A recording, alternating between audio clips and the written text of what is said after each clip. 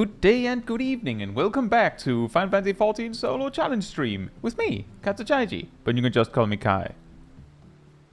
Tonight,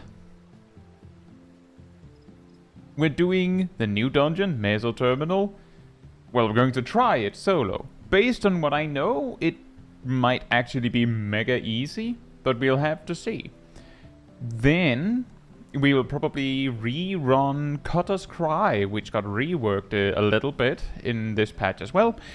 Based on what I know, it is just straight up easier now. But we will run that one too. Like a little bit like a new tradition. And then, since this stream technically, in this case, replaced Walk and Talk in a way, we have some clips, so we'll probably take a look at those. But that's the plan for tonight. That said, hey Aradil, hey Taldemar, hey Sally, hey Rost, hey Seros, hey Naomi, hey Zaf, hey Nox, hey Gazel, hey Mia, hey Lana, hey Jen Monica, hey Idrid, hey Titterly, hey Tabi, hey Matthew. Hope you're all doing very well. And thank you so much for celebrating a year as part of the Cult of the Pink, Agent Monica. Thank you so much. I'm glad to have you. Yeah, that is a long time. And hey K97, hope you're doing well as well. And Ilya. Right, so I do need 3 volunteers to help me get inside.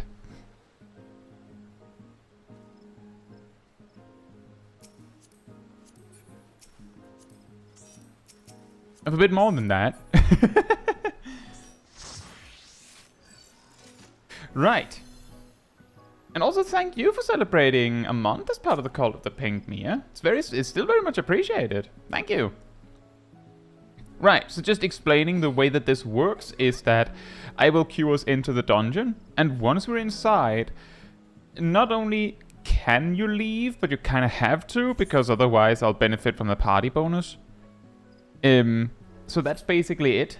Because we're queuing for a specific dungeon, it does not penalize you for leaving. So you don't have to worry about that. I'll say, Crow, hope you're doing well. Well, that's basically it. We're going as warrior because that is like the safe pick. Paladin might be good too, but the other tanks typically have some minor issues with rushing through the AoE pulls without a healer. And without DPS. Warrior does not have that problem.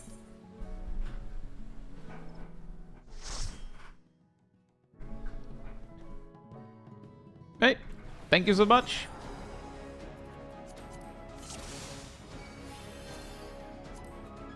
Ah, you've come. I'll begin by wearing you down.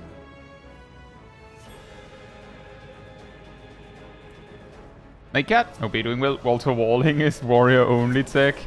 Yeah, something like that. Something like that.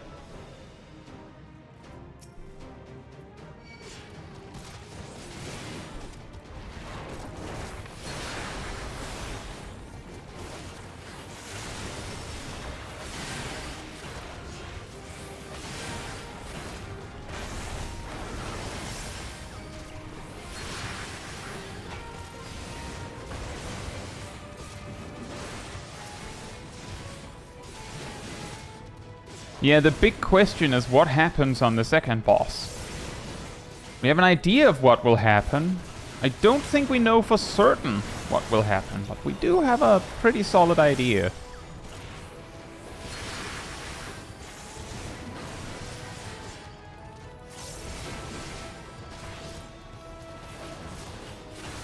Man, these guys are chonky.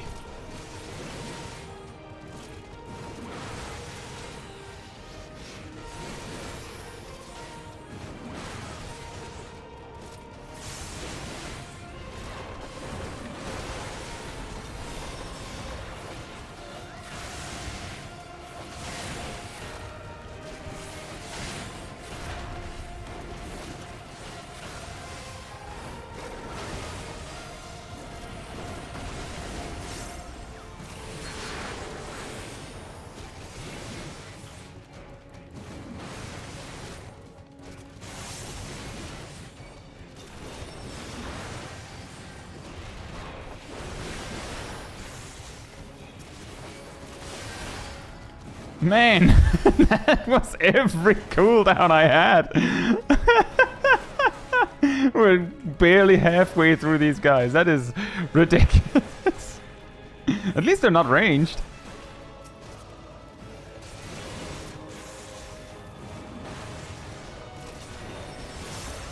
Hey, Modulus. Hope you're doing well.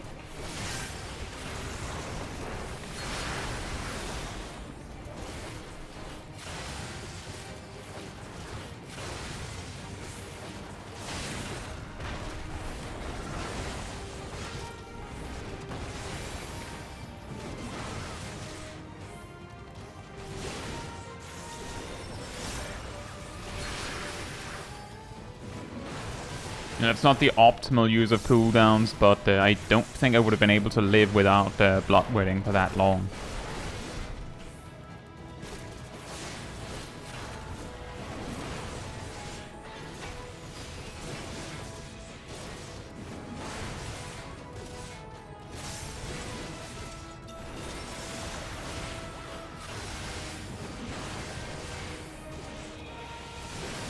On the screen is the official representation of my poor immune system fighting. Which one of them are you? Alright, which one of them is the immune system? I'm sure your immune system is the warrior, right? It better be.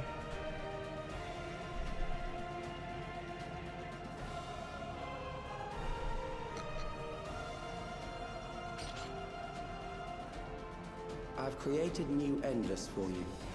Not all That the took like warriors 4 will minutes follow for just that orders. pack. Ah, I just remembered. I forgot the speedrun timer. Here, Again. prepare the stage for battle.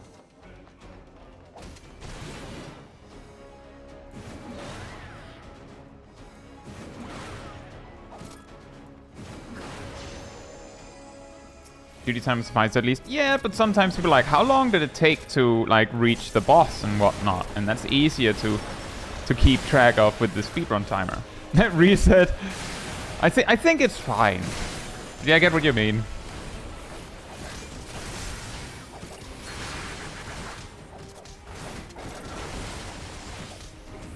Hey Ham, hope you're doing well.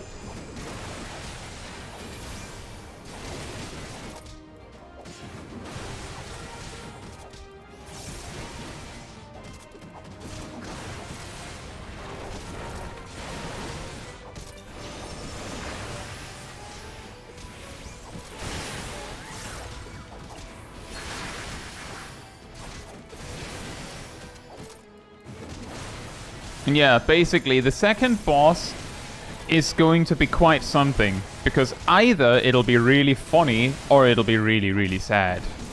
And there's pretty much no in between. Oh, did I just overcap gauge?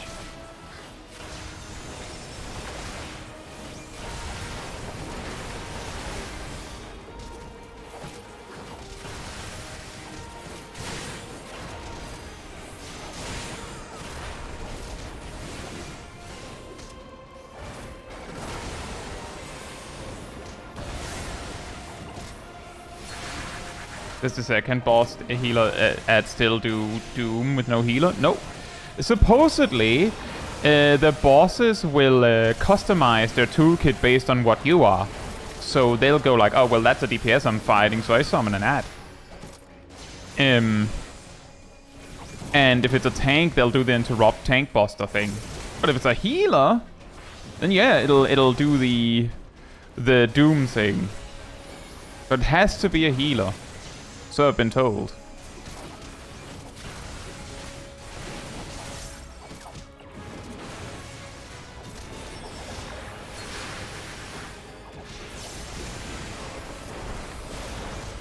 It could be worse. I think it was like I don't recall. I think like the early Dawntrail dungeons. We had cases where like I didn't, like rather the early post-game Dawntrail dungeons to be more specific. I didn't even have to run on some of the packs. Like at all. I just took it.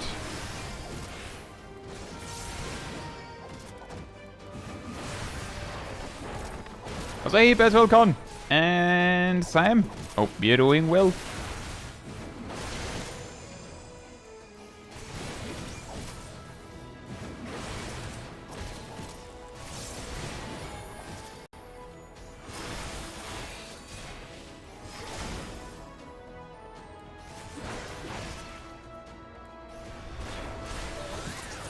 Right, now the boss. The memories of a physician. One who saves lives should be reluctant to die.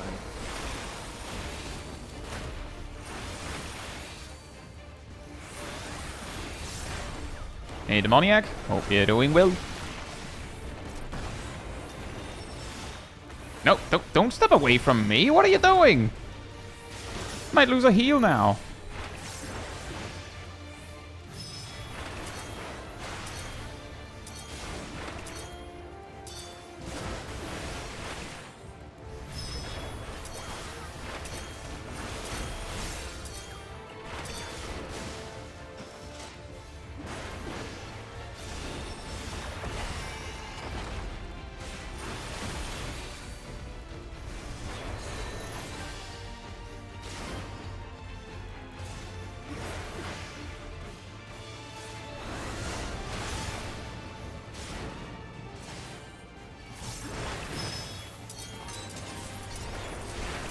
Oh, that's a really unfortunate timing.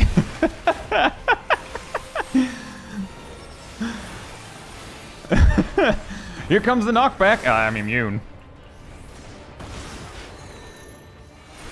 Good luck with that, I guess.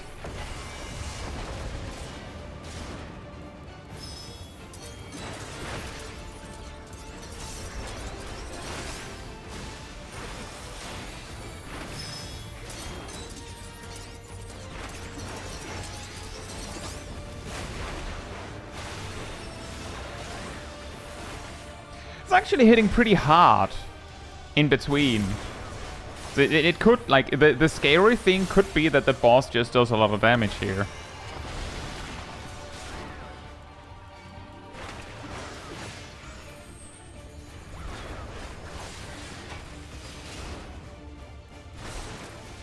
Also a lot of HP, also true. But that's like the gold standard in these fights, is they have a lot of HP.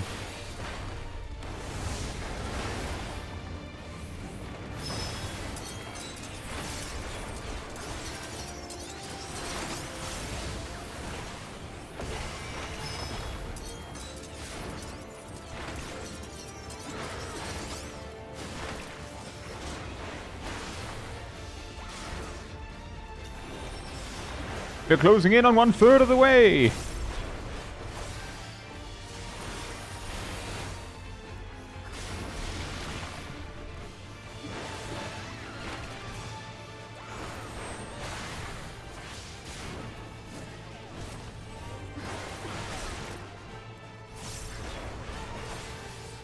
Hey David, hope you're doing well. And yes, Warrior can heal itself.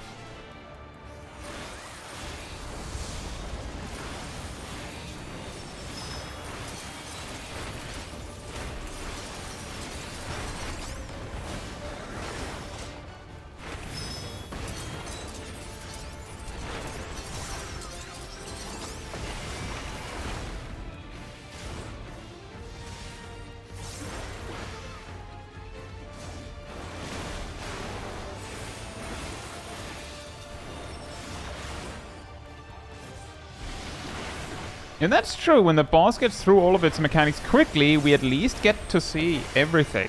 Which is nice. This is gonna hurt. Never mind. There's a lot of ways to make Gil, David. I'm not exactly the expert on it, but like actually just running a lot of duties is an effective way to do it.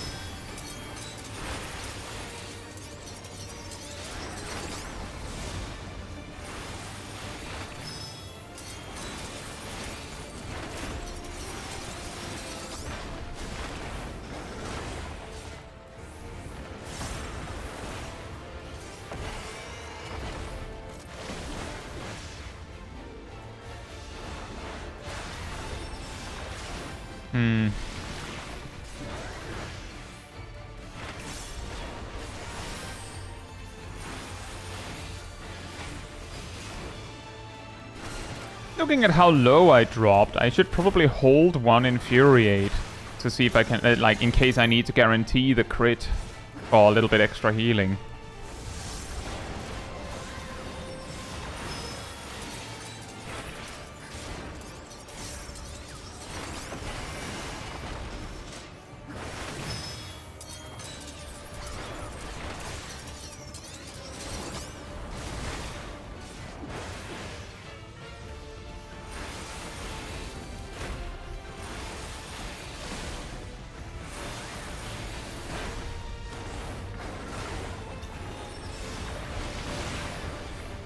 At least the boss is doing enough damage that I kind of need to use my Bloodwetting on cooldown to keep up on their damage output.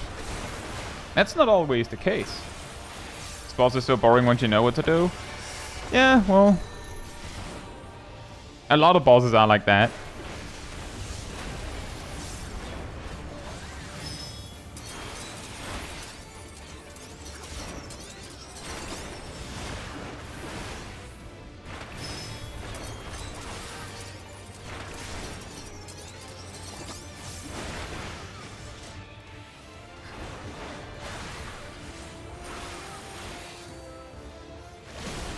That is probably the really boring part about soloing these dungeons, is that unless the boss is really giving me a run for its money, or for my money, I suppose, then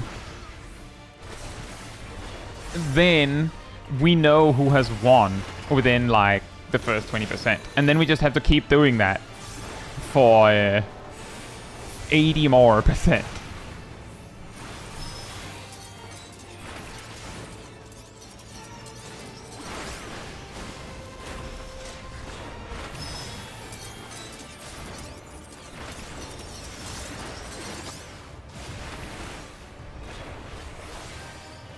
Oh, whoops. Overcap.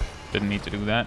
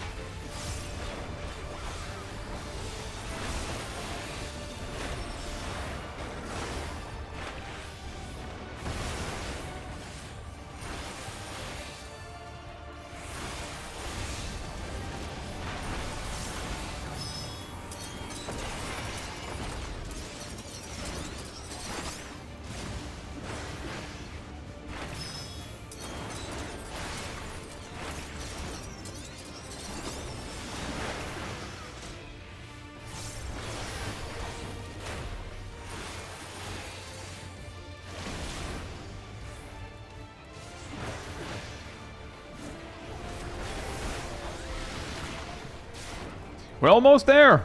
There's like a sixth left of the boss.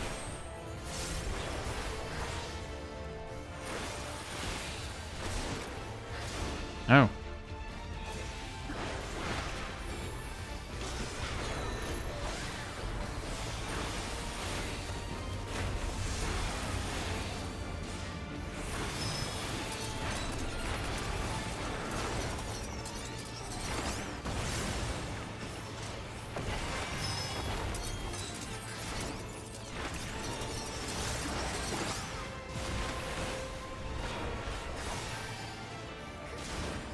Thank you, Modulus. We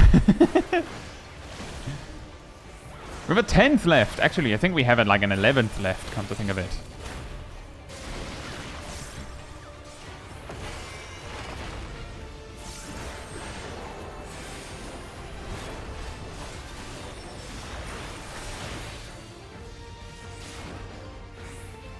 The tank boss that did 0 damage with Bloodwetting, Shake It Off, and Reprisal.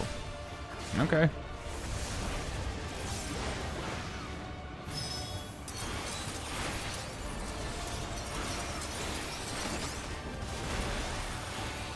Hey Neon Sparrow, hope you're doing well.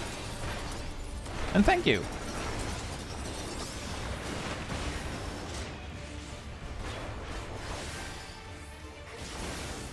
"17 minutes for the first to get the first boss down." That's like, No matter. I feel like a lot of parties would be finished by now.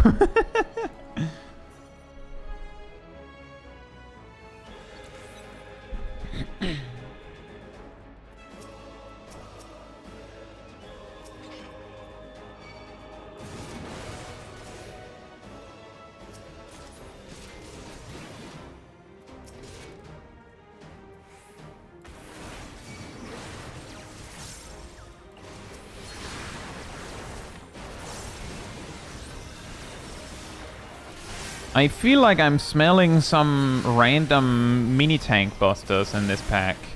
I'm also seeing some ranged looking attacks, so that's something to watch out for when I inevitably have to start running.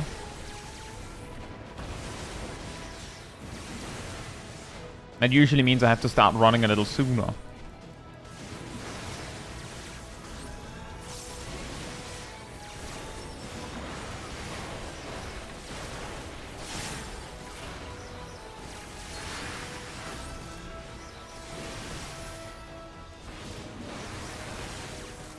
I do think the smart move here is focus one down, just so that there's like slightly less to worry about as the fight progresses, even if it costs a small amount of time as a result. Could mean I get more uptime in the grand scheme of things.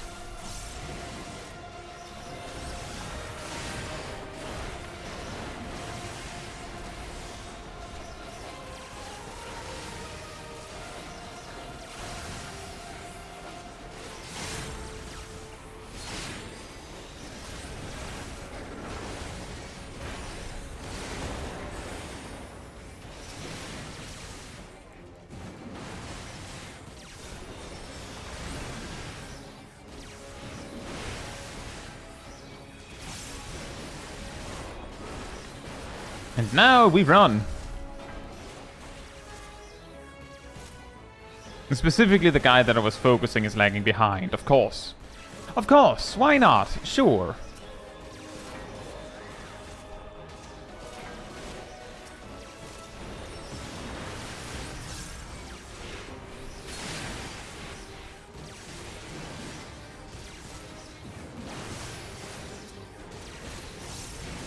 I randomly managed to stun the same guys before. Fantastic.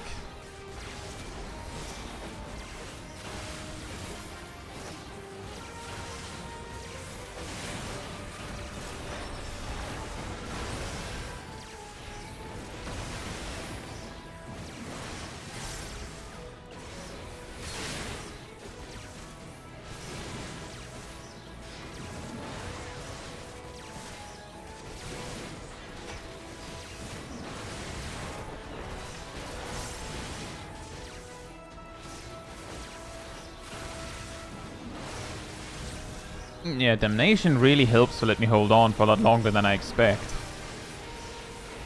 And now we're getting the cleanup.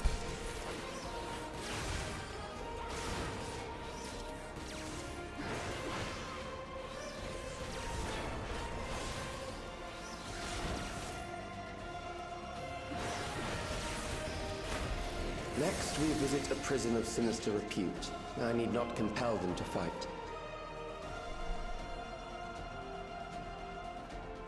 What's really sad about the second boss in Vanguard is that the thing where it forces you to run around it, it does it only once. If the fight drags on, it'll do the other one where it's just, you know, gated off areas every time. There's only once where it spins around.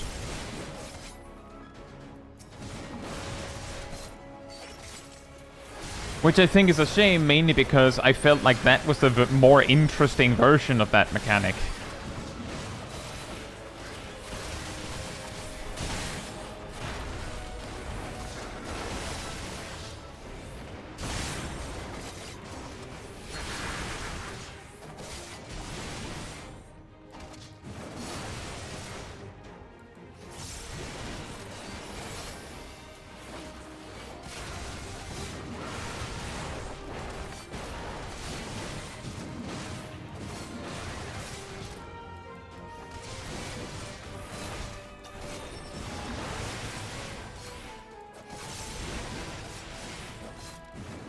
Hey Red Master, hope you're doing well.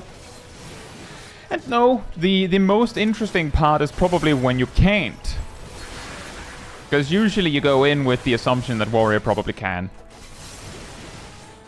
And it really comes down to like a specific key mechanic that you're like, can Warrior do that? Like we're coming up to the boss that is like the big question mark here.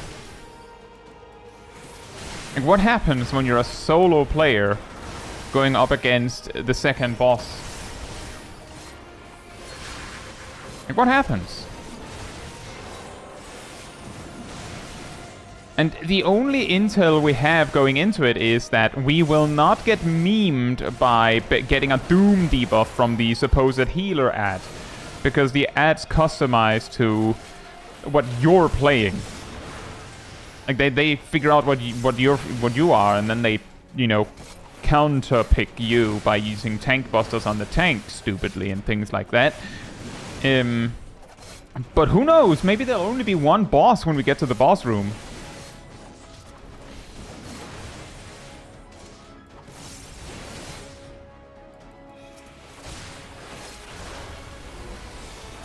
I might have been able to save Holmgang there. Oh wait. Oh well. Hey Danny and Raging Bull. Hope you're doing well. Imagine 4 tank busters at once. Yeah, that's also a possibility. That's also a possibility. I'm actually pretty sure that it uses a tank buster and an interruptible separately. So it'd be like 4 tank busters, and then it's like you survive, and it's like, okay, well, here comes the interruptible. I hope you have 4 of those. I'm pretty sure.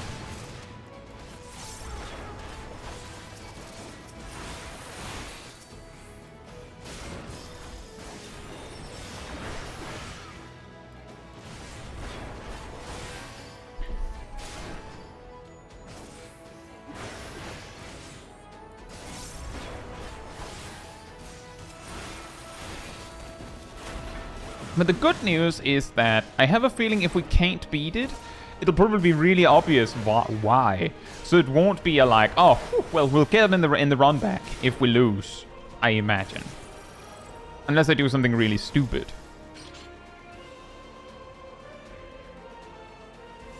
These are loyal executioners. They shall deal appropriately with criminals.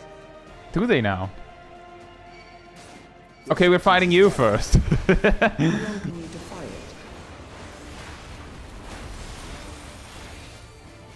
And we'll see, Goose. I guess we'll have to see.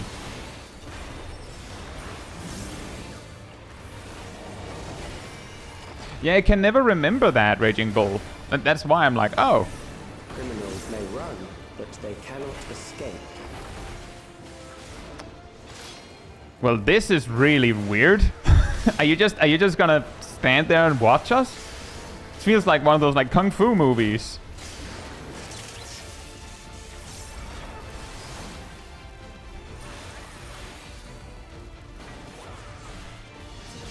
Wait your turn.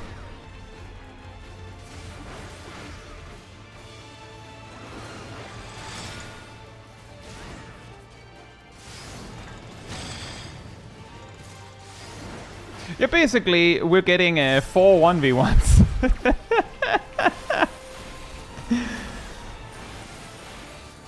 We'll just get auto-pulled by the next one. Oh, so I don't even get to choose. Who knew the bosses would do idle animation? That's actually the silliest part. They're just there admiring their axes.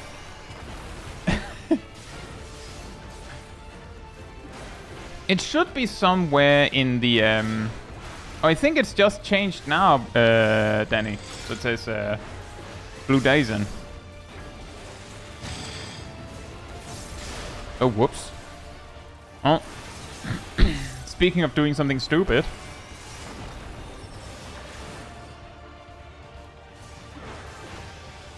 I might have just seen it wrong. No, it actually changed. It might have been that it just took a moment to update. I don't know.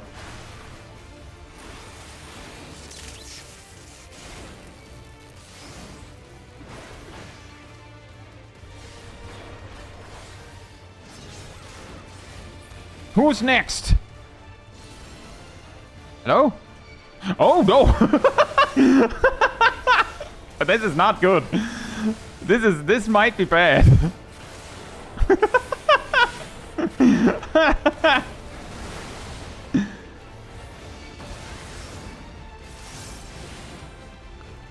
What? Oh no.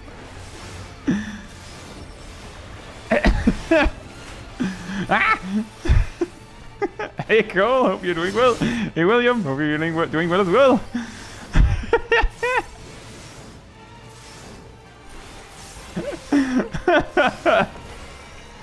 Now, as far as I can see, this is actually really sad. On the off chance that they suddenly change their mind, I'm specifically single targeting them to try and get rid of one early. But as far as I can see here, they're basically just doing... Like, they're basically, like, sandbagging it. They're not using any custom mechanics for anyone. They're just doing the most boring stuff. They're just spamming raid wides and avoidable circles and donuts. You did your duel, exactly, Freeline. Hope you're doing well. All right, now that our pale guy has tenderized them a bit, now we just have to smack him. Maybe they do that if they didn't have a target to begin with. I have no idea. I have no clue. But this is a pretty funny result, but I would almost say that it would have been like this is like one step removed from the sadness if I had walked into this room and there was only one guy.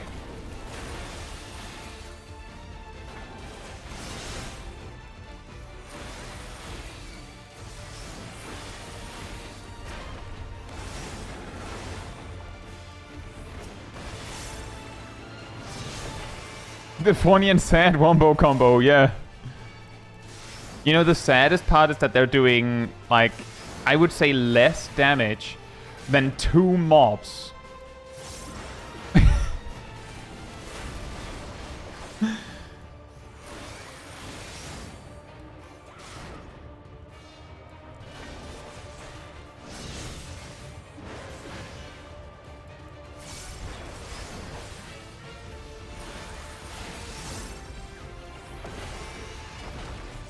Oh, whoops. Wait, what? Oh, they were both doing execution wheel. For some reason, I thought that I was standing in the eye of the storm and I just got myself killed.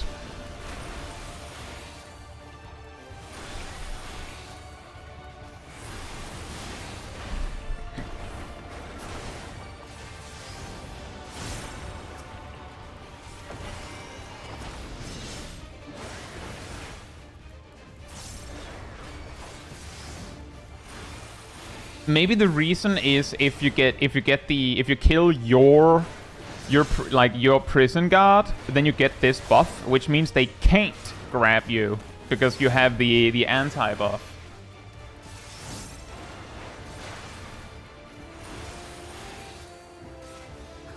I'll test something when I've killed this guy.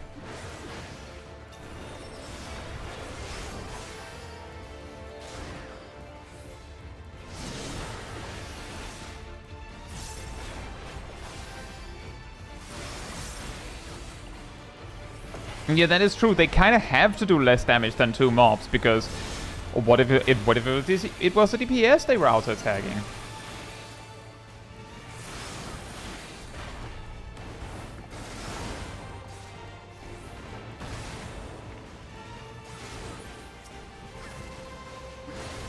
Oh, I was going to try and see if I could right-click it off. I cannot.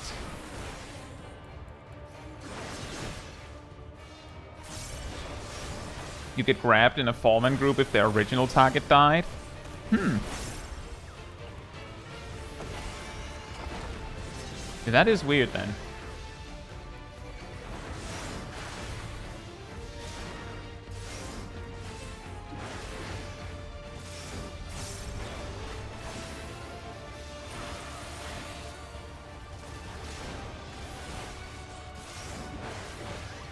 Because they don't have the cell block buff. Yeah, that could be the explanation as well. It's just, you know, thinking in case there was something else. Well, at least they're chonky, I guess. But if I had known they would just sandbag all the way, I might have just cleaved the 3. Oh well. I did it for the research!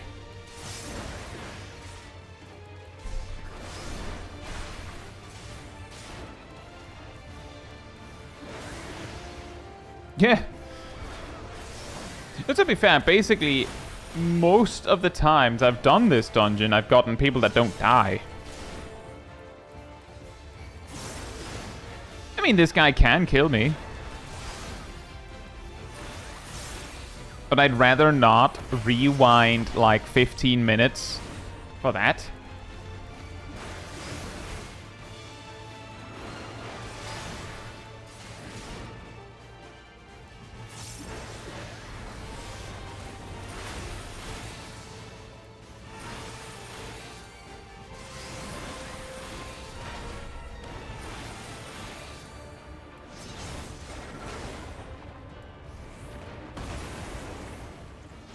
Beginning to tire. Good. Now we need more signs of this getting here with 2. I'm going to guess that what's going to happen is that each person gets grabbed once, and then if they kill their ad, that's that. Because the 2 remaining ones, as other people said, will not have their cells to grab anyone to initially. I'll say, Morgenstern, hope you're doing well.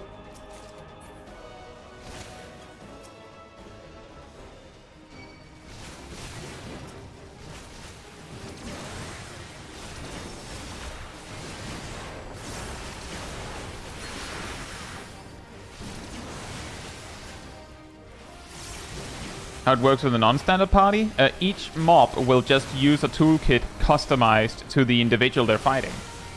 Someone mentioned going in with a tank and 3 DPS leads to no ad using the Doom mechanic, because that's only for the healers. Satanuki, hope you're doing well. Yeah, so if there were 4 tanks, it would be 4 tank mechanics.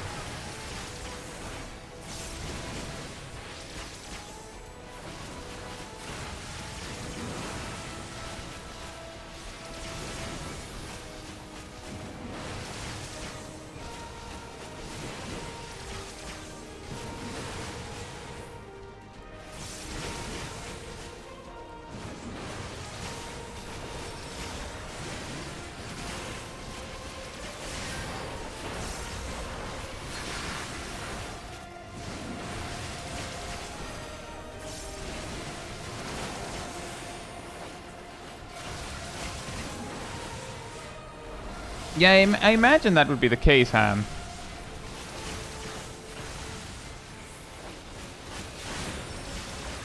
Ooh, that's a little spooky.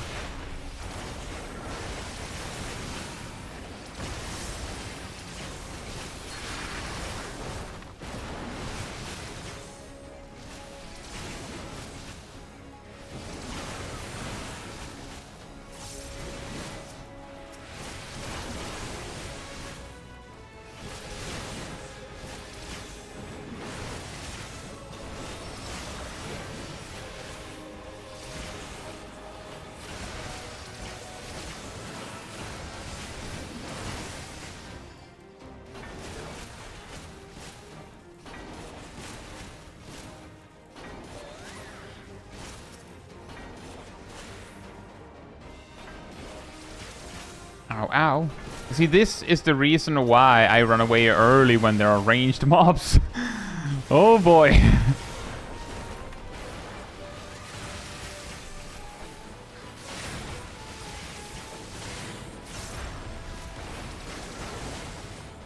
You already played Dragoon?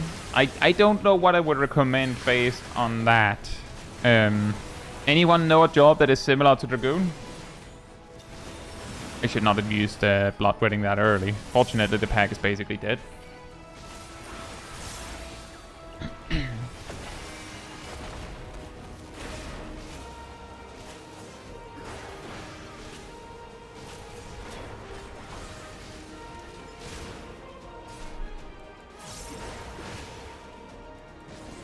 Samurai. That could work. Sally says ninja. And yeah, that's also true. Samurai wouldn't really work if you want to start back from level 1.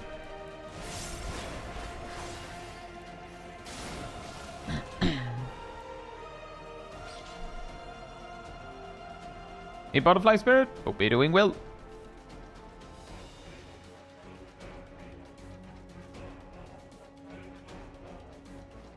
Yeah, exactly, Naomi. One day, one of the DPS guys were like, what if I do a Doom anyway? Just for the memes, Lamau. And then they're fighting specifically a bard, so they're just like, yeah. Memories from an age rife with death. Well, the thing is, it didn't necessarily have to be melee to be similar to Dragoon. The enemy is at the gate. To arms, good soldiers, protect your kingdom.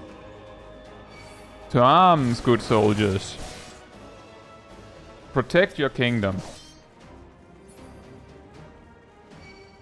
For the peace of the kingdom.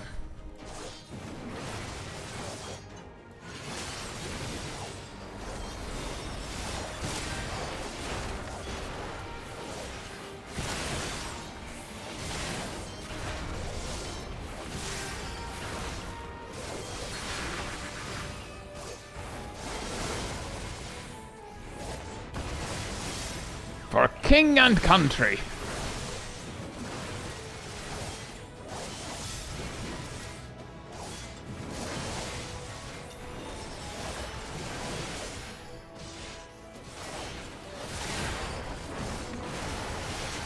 AoE's interruptible? Sure, I don't trust myself to target them correctly in time, so I'll just step out.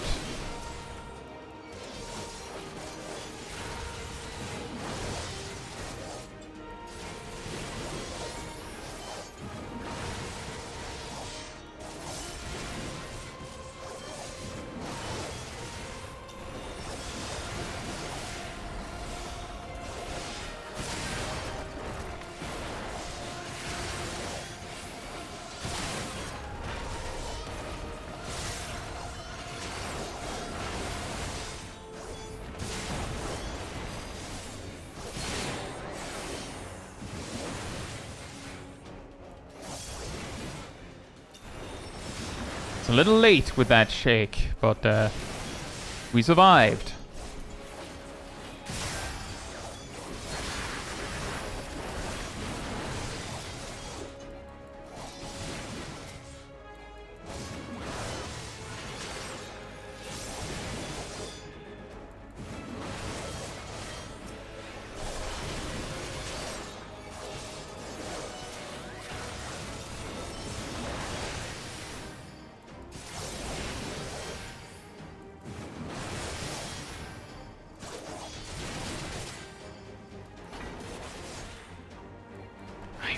I could almost just have stood my ground. Like, Rampart was right there. I might have been fine.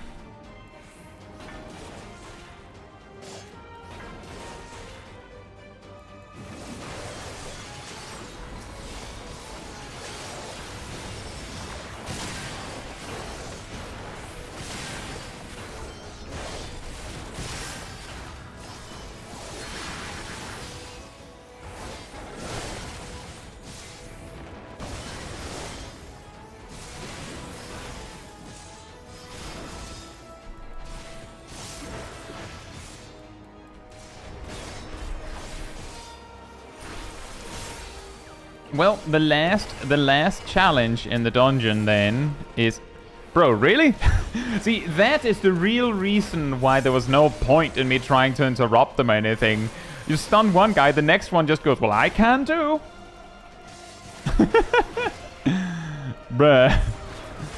The last thing is probably tank busters and stacks on the last boss, whether they can outrun me. If they can't, then this is over.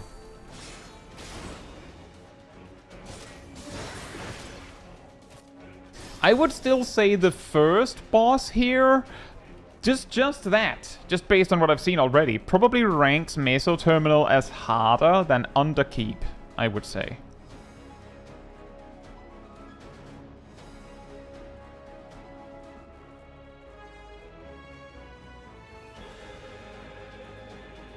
I think if Mouseskull couldn't, this one won't. You're probably right. We'll see.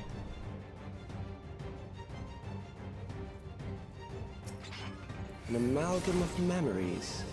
Let us see how it fares.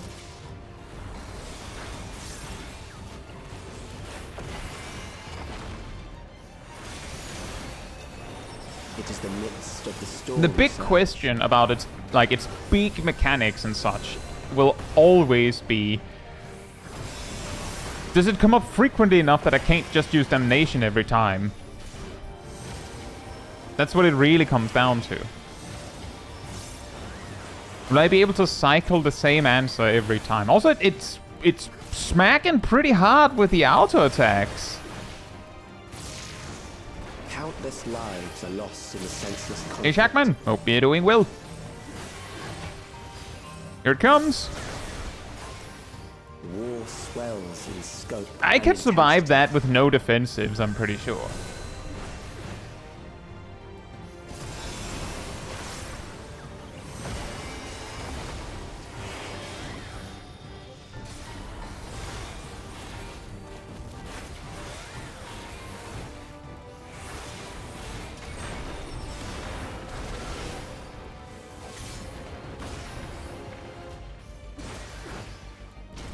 The bombs rain down without pause or mercy.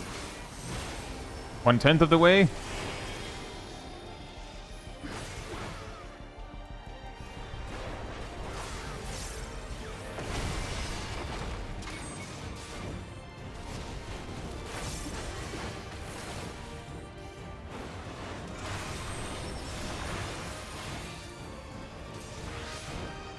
The spark of life is dimmed with every blinding flash.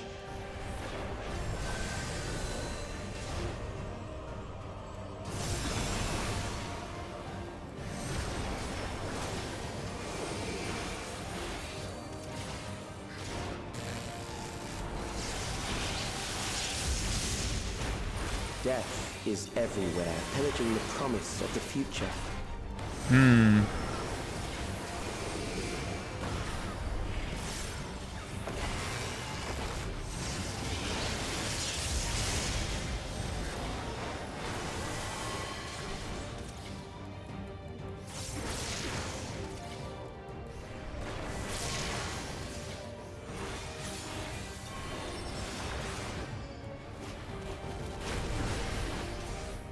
What I'm worried about here is if it's going to do the same thing it did with Skydeep Shinote, which is at some point it just runs out of certain mechanics and then it'll just spam specific mechanics that are a lot more threatening. That was actually what caused problems in Skydeep Shinote, was specifically that later in the fight, the boss just started spamming the things that actually mattered.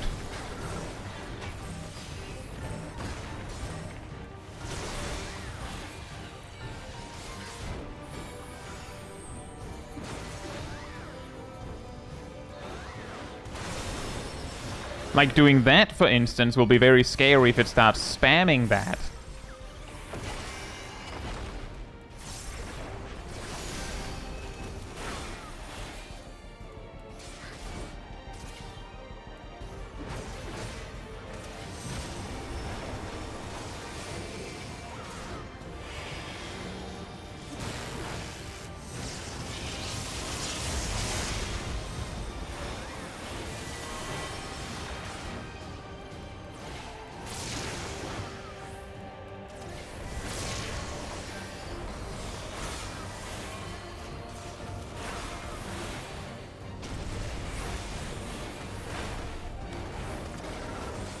Depends on how often it starts doing it, pretty much. I can't quite remember where the safe... Yeah, the safe spots are not in range, so it doesn't matter.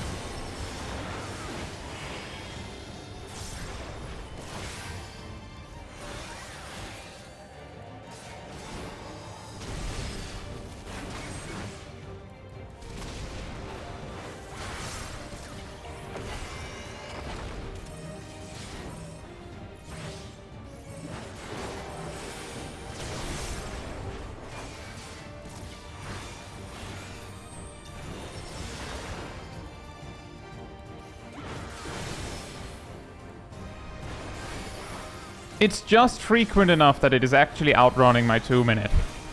It's not outrunning Rampart or Shake, so like that specific combo I would be able to use every time. So if that's it, then this is over, I think.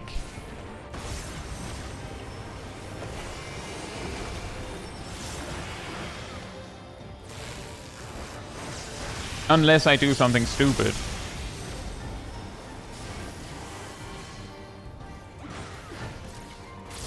One third of the way through.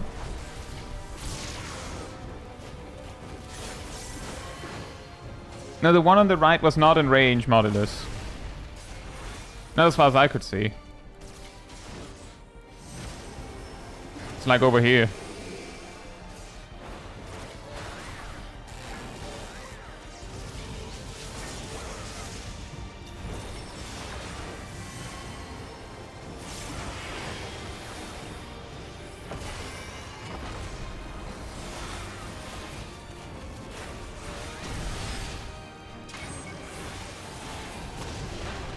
There's a very real possibility that the stupid that will happen is me specifically forgetting that I need to sidestep when it happens to coincide with my my immunity. Hey, Midichlorian, hope you're doing well.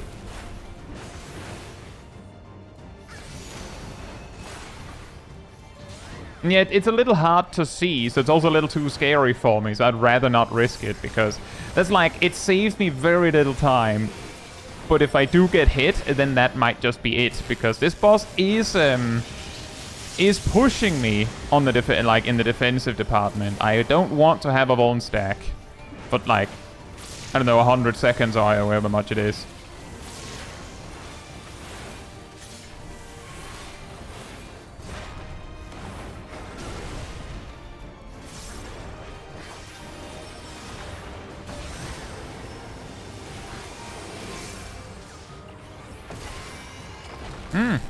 That's that's silly.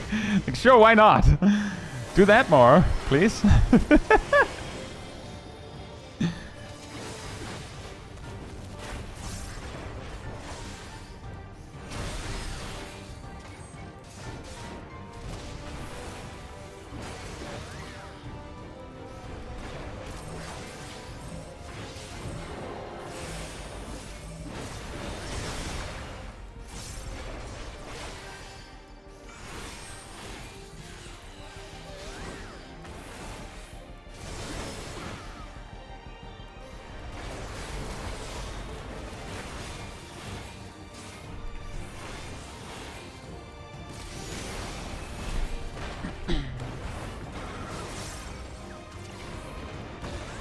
I should have skipped that for a second for more healing.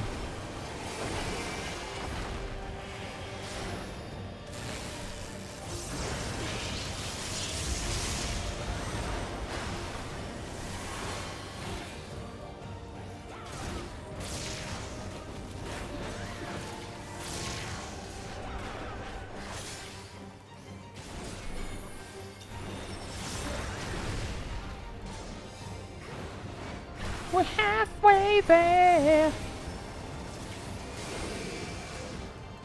Oh, this again.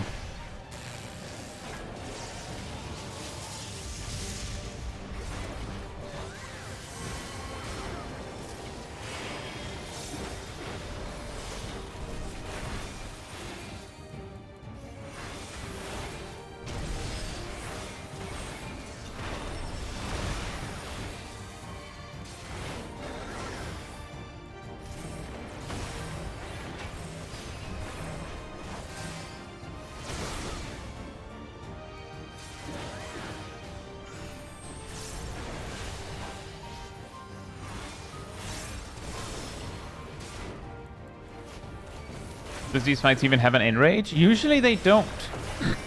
Which is like that's usually the catch, is that they like it. That's why I'm like, if they can't beat me and I can clearly cycle my cooldowns indefinitely, then I win. And considering that it is looping the same mechanics and I can in fact loop my defensives, it means that like I win. As long as I don't goof it up, I win. Just by default. Ishak, oh, you're doing well.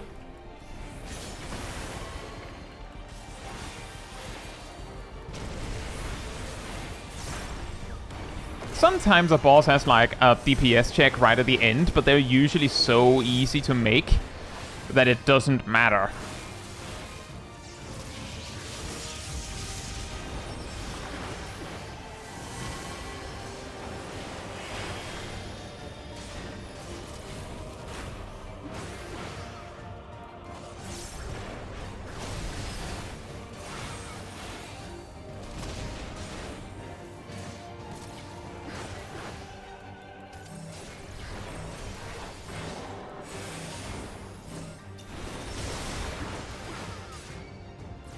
Yeah, there's something unexpected happened with the jailer's shack. That is probably the easiest way to put it.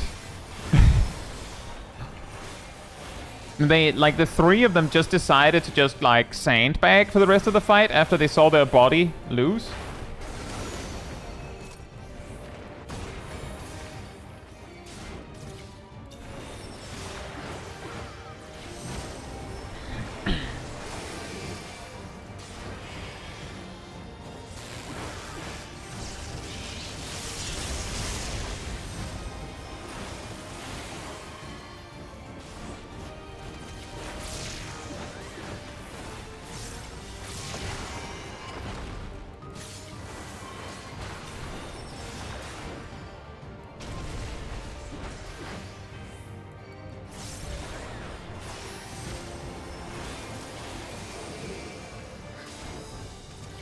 That one again.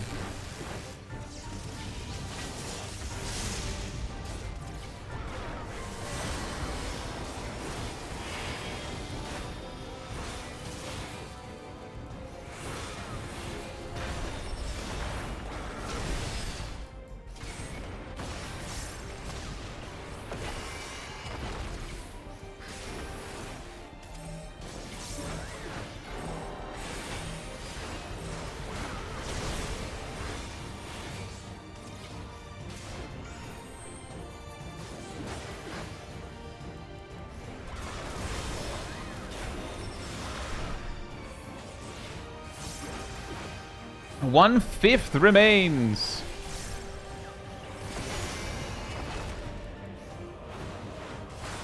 I believe we've been at this fight for like 13 minutes looking at my food buff.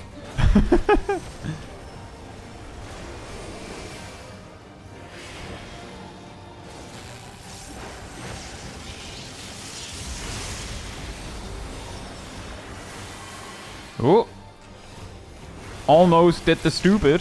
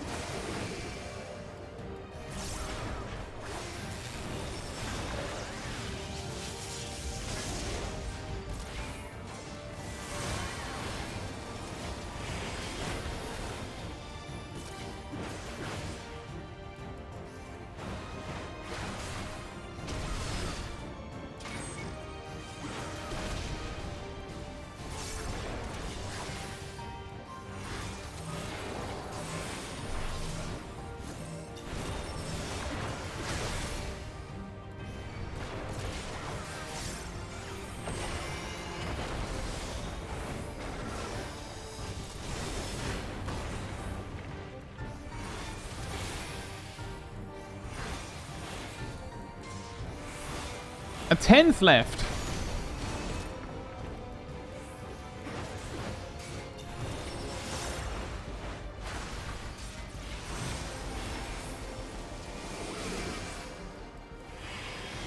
An 11th left, I think.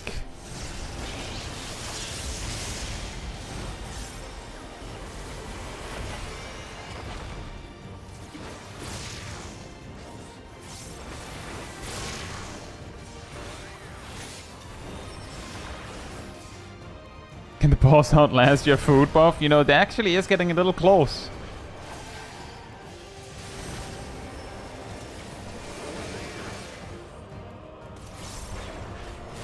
See, the thing that worries me whenever they put that, like, that row in the back is that I wonder maybe it's like a, you know, a north-south line and I just can't see the people running.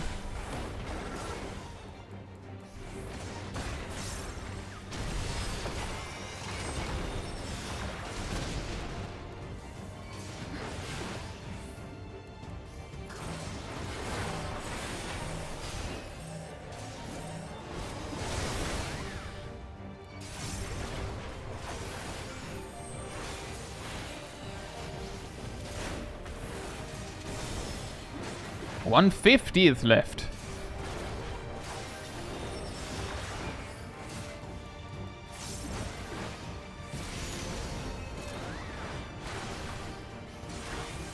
A 100th left.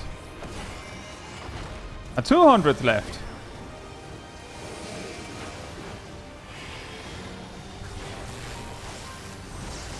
Whee! Boink.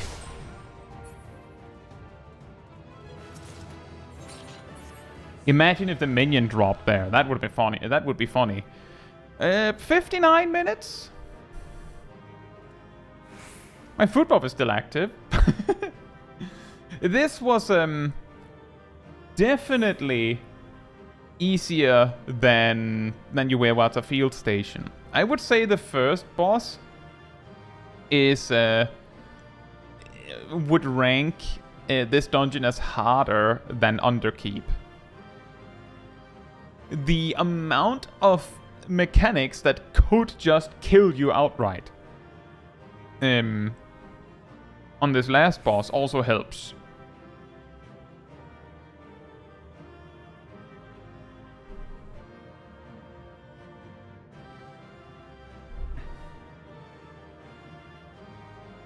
But I do believe this is one of the fastest clears in the Dawntrail section.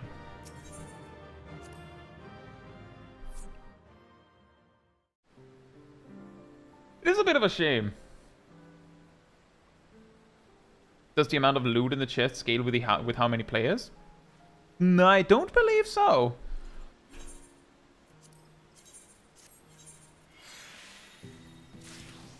It's just that it is sometimes a little random whether it's 1 or 2 items.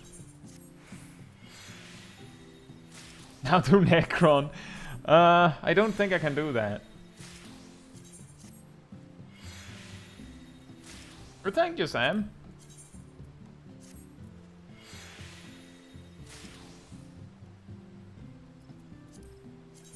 Right, so Kata's Cry then. Tanks specifically, or rather, tanks have a distinct, massive disadvantage against the second boss in that dungeon. I know that from when I did it previously. I also know that Summoner can solo it. I also know that Scholar could solo the old version.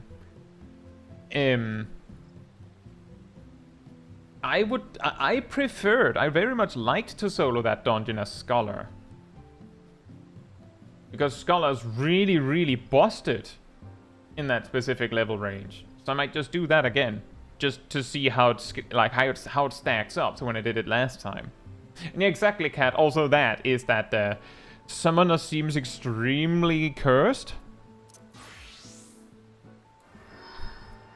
So maybe we don't do that.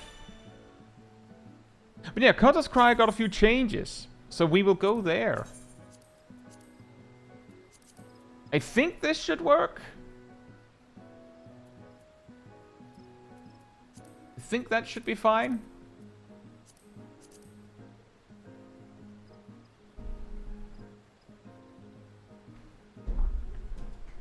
And in we go.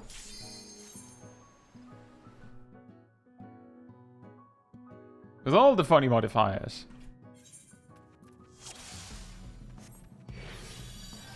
Assumed Zmail is next on the middling block. Yeah, I believe so.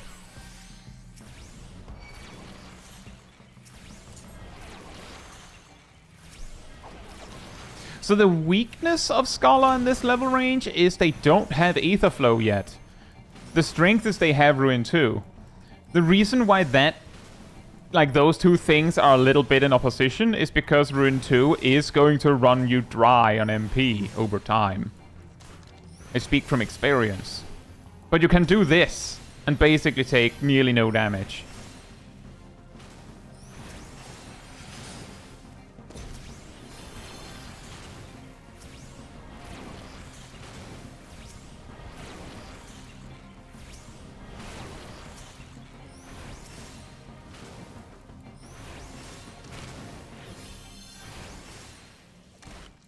To maximize our DPS, I should make sure all 4 mobs live as long as possible.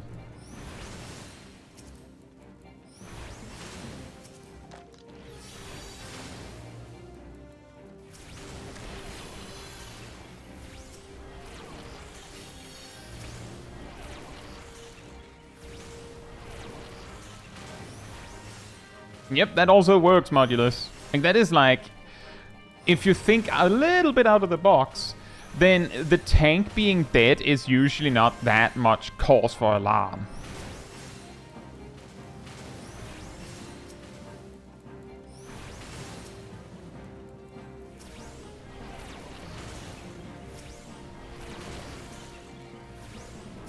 We know for a fact, Guzzle, that they're going to make some... Like, they're going to make duty support work for these dungeons. They're working through them one at a time. So we know they're going to do something. Now, how much they're going to do, we don't know. Like, that's really the thing that's up in the air. But we know that things are going to happen.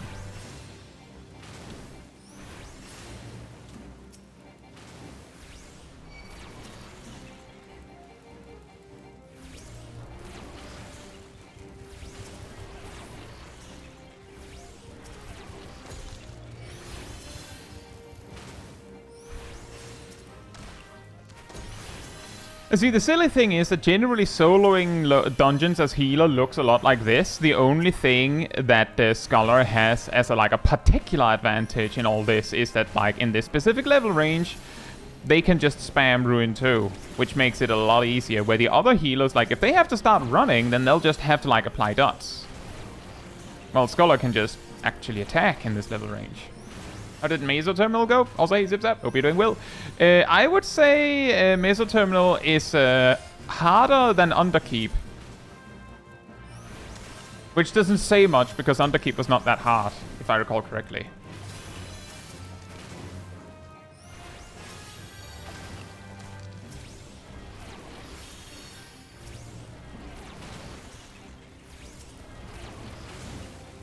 Say Axis, hope you're doing well.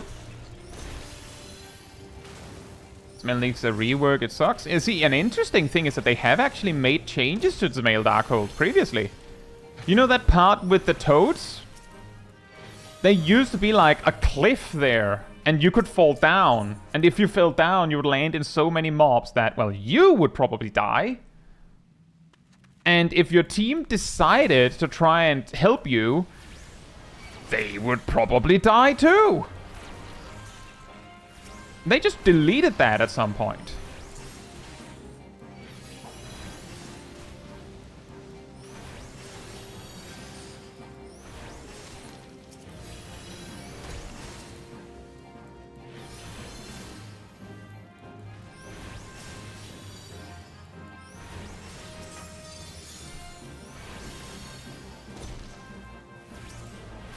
Something is hitting a lot harder in this pack.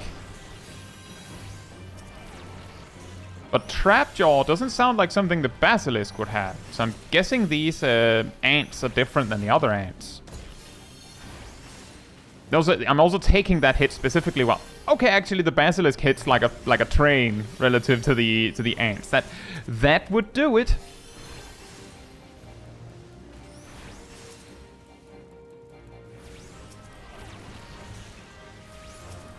And an interesting thing is that when they changed Kotter's Cry, they didn't change that much. They did that thing with making it so you can't just run through the Oasis areas, which like, to be honest, that seems like a bit of an oversight when you really think about it, right? And then they removed one mechanic from Chimera. I think that's everything they've changed. The ants in the previous area had Trapjaw too. Why did they not use it on me then? Or was it just the Basilisk that made the damage so much bigger? I guess it is.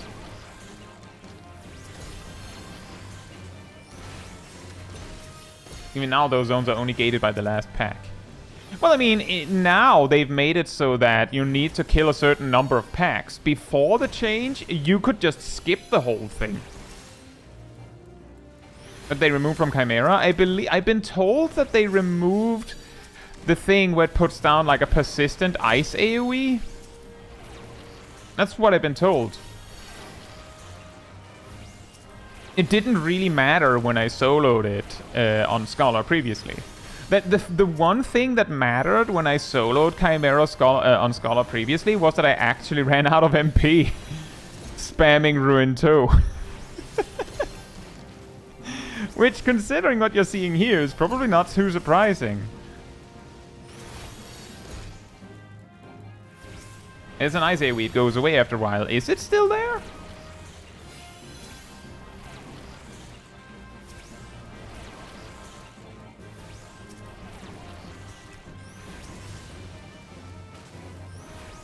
I will say it is possible, due to how the fight goes, that sometimes that specific mechanic just doesn't happen. So we will know for certain when we do it here.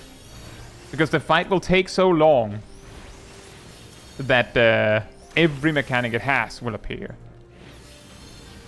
Unless I'm mixing two different trials that look like Chimera. There is the Chimera trial for A Realm Reborn relics. That one still has the Ice AoE. And just to be clear, I'm talking about not Ram's voice, the other one.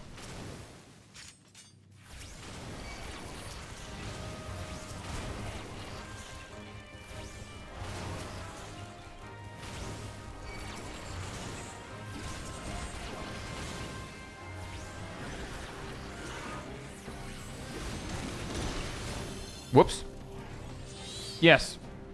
I realized I didn't have anywhere to kite all those mobs. So let's just do them one at a time, I guess.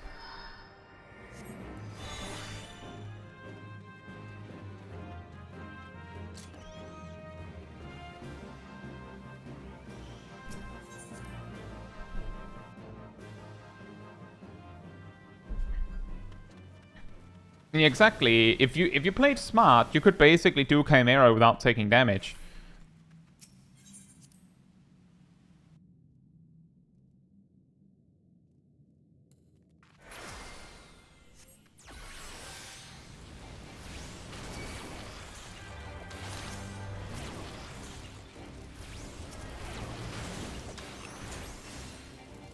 Hey Emir, hope you're doing well. And yes, we could. It was actually pretty easy. I think Chimera still has auto attacks. Oh yeah, sure. But those are melee.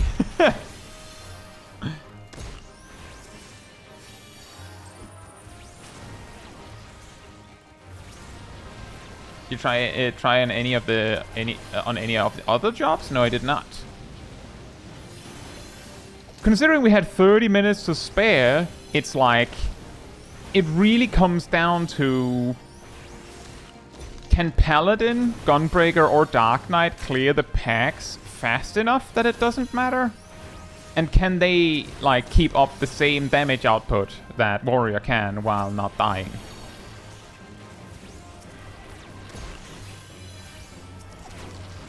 But I usually only try Warrior because in these streams the question is, can it be done? Just can it be done at all is the question, really.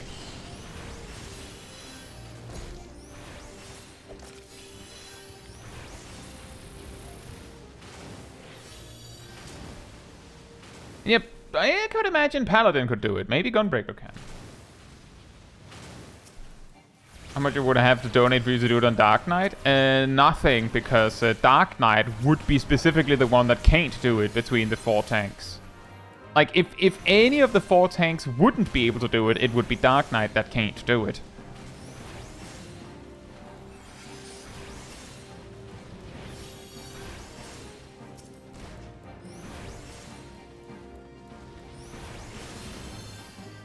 Kaif says, Paladin with Savage Gear has it easy. Don't even need to heal them when they show up. Oh, Kaif, the problem is trash packs. It's about how long it takes to kill the trash packs. And you will 1,000,000% run out of cooldowns before trash pack dies.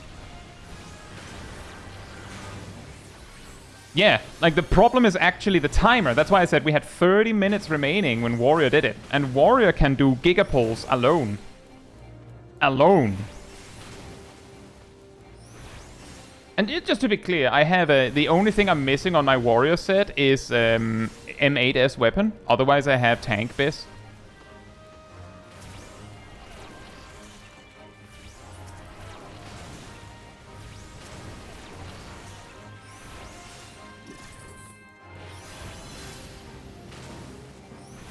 So it really comes down to the packs would take probably twice as long.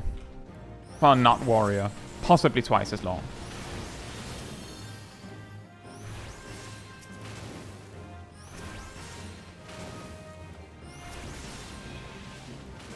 Not saying they can't do it, but easy? Probably not.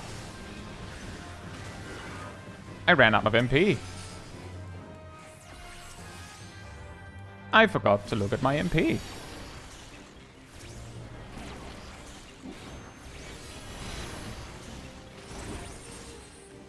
I was a lot more focused on trying to, like, super space it out so that the shrapnels would, like, self-destruct at the correct time, instead of making sure all the mobs would die, like, at the same HP. But yeah, I could imagine Paladin could do it. It would just be way tighter. Have you cleared Lapis Manalis solo yet? No, I have not. Nope.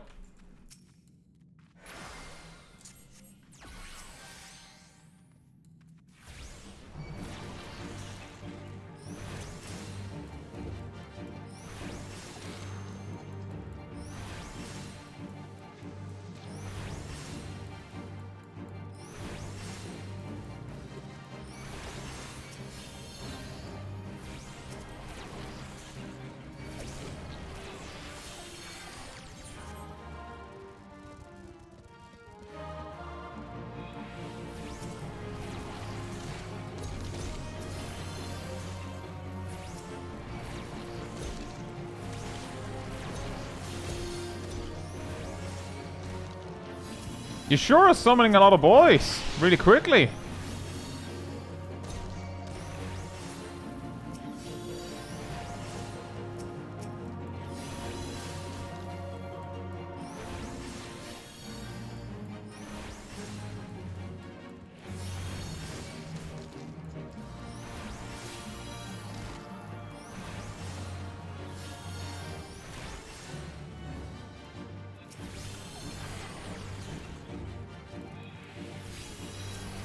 My favorite boss in Silk Song.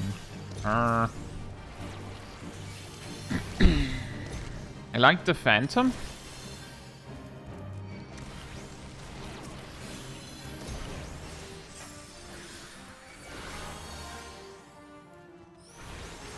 What's the problem with Lapis Manalis solo? Final boss has a DPS check.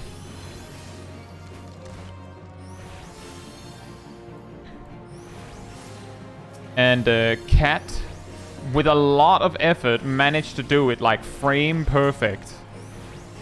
Once. Not saying once to like play it down. Rather, I'm saying once because it's so strict that it's like, nah, like that. You don't have to do that again. You don't have to like do it over to demonstrate that it is still possible.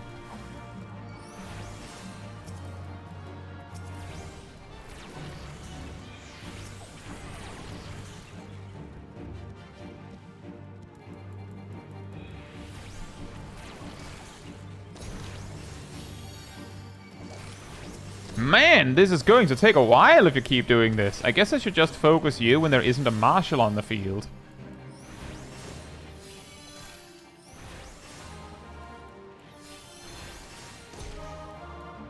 What if we did anyway? I don't want to, Emir. I don't think it would be fun for me.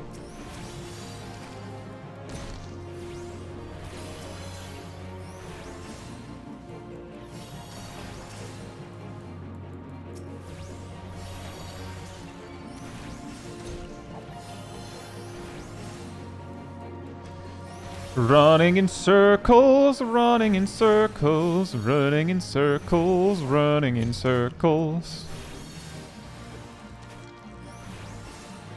Excuse me, do you summon more ads whenever the ads are dead, or what's going on here?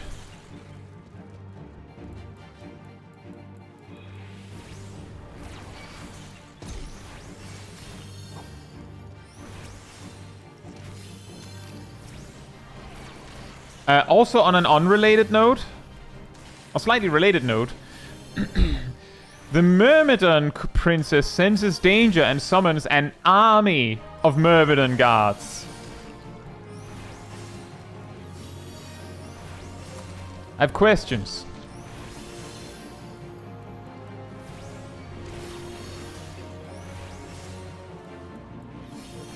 Army?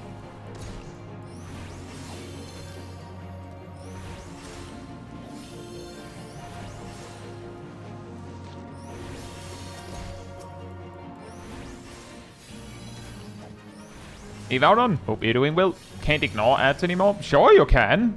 The Marshal only spawns once, and additionally, when the Marshal is on, it just gives Princess a damage down. 3 to 5 ants can be an army. You're right, Modulus, but she summons one. And it does appear she just keeps spawning them. I needed to know, to be sure. I don't think I need to worry about killing all of them.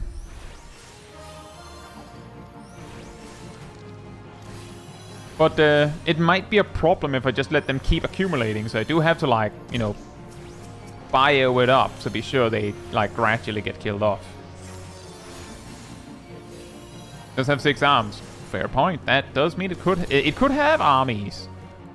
And it's sleeveys.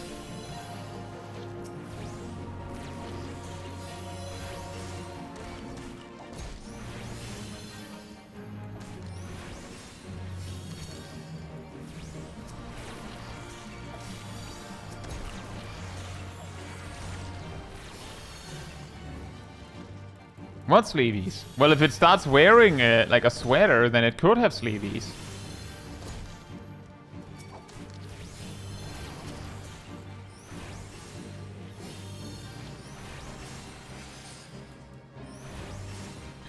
It does appear that 2 bios will do it.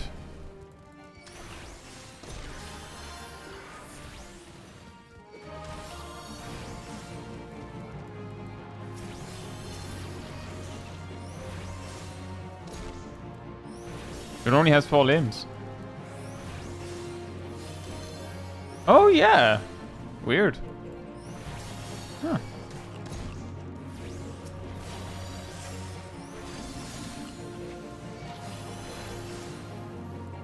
It's very possible it died faster with Summoner Cat. Very possible.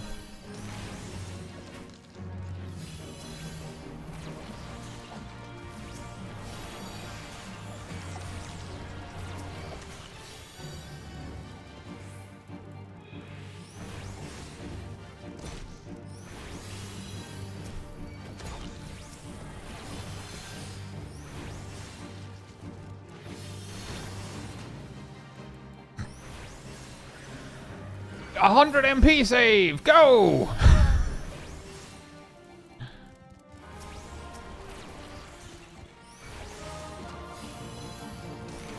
This rate you'll be immune to the silence. I wish I would, but she actually uses a silence spaced out perfectly so that every second one, or rather every third one, misses the diminishing returns.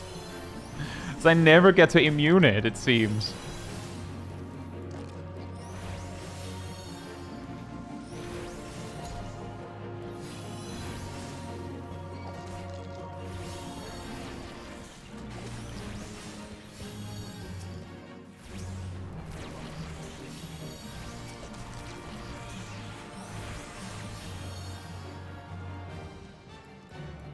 You're getting Small Kai's cardio in for the week? Yeah.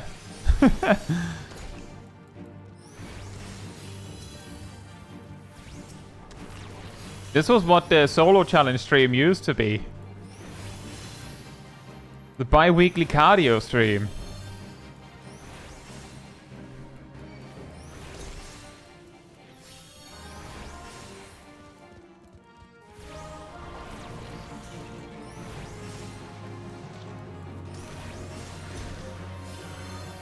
So funny thing here is that because I get silenced, every time I get silenced, I get like, you know, 2 ticks of MP to fall behind on. And all the enemies I need to kill with bios means every time I apply a bio, I save 100 MP. I suppose the Marshal didn't want to show up to work, show up for work today. I mean, it showed up once. For some reason, she only summons one of those. Cardio, but you're not playing Sage. No, that's Cardi on.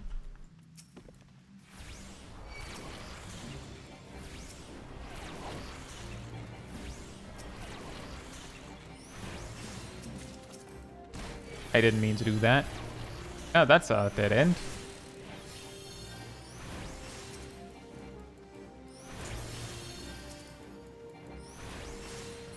Well, I carry off to make dinner. Well, enjoy!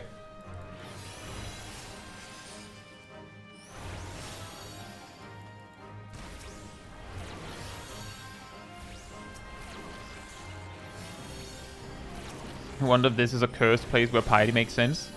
In a way, yeah, a little bit of piety might actually help here. Might. Because if you actually optimize your MP, like you make sure to actually reapply bio on time, and you use Swift Cast to get like a cheap Ruin 1 every minute, you might be able to, and Lucid Dreaming on cooldown, you might not need it. You could also use, Super Ethers, and then you might be fine. Why are you doing Cotter's Cry again, by the way? Because Cotter's Cry got reworked in this patch.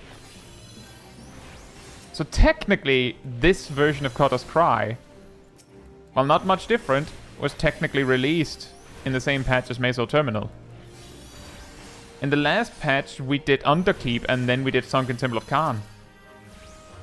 Because that one got reworked there. Although we did that one as Astrologian because it was really funny.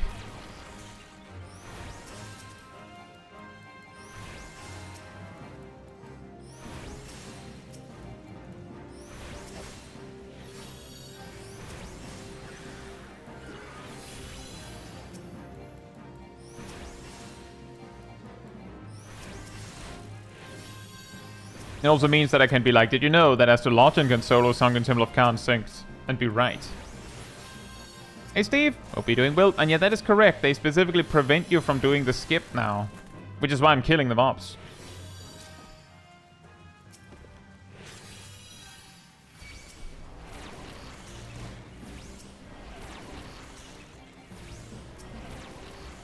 You should probably bring them over where I was rotating them before.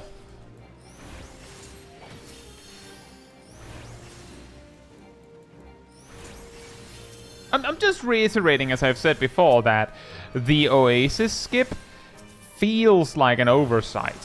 Like, compared to all other dungeons, it's actually weird that they allowed it to be like that for so long.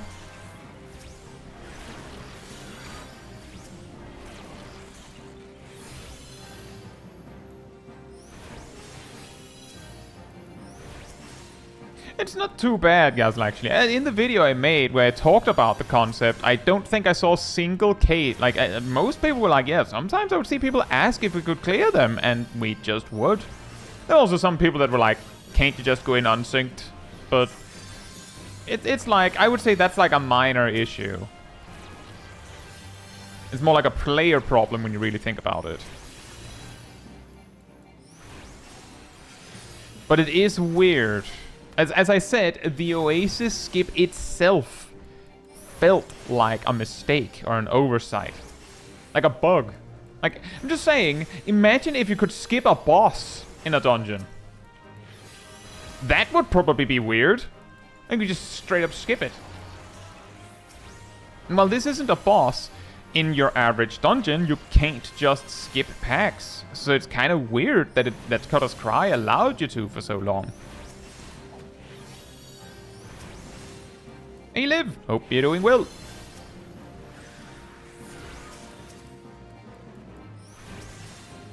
Love to skip the Sandworm. See, the funny thing is, the reason why I don't believe tanks can solo Cutter's Cry is because of the Sandworm.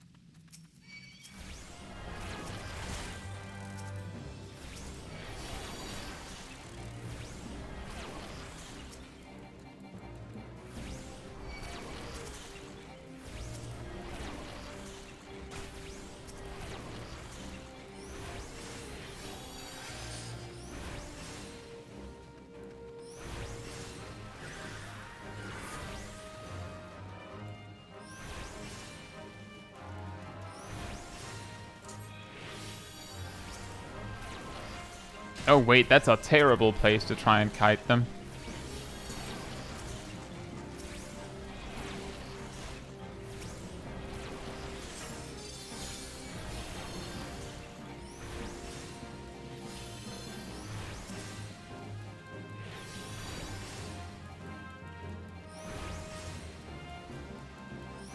Now this is a place to kite.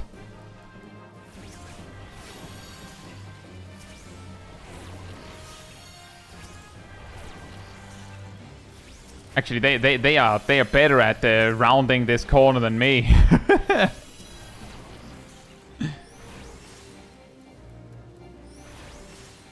Oh, some of them cheating over. Fair enough.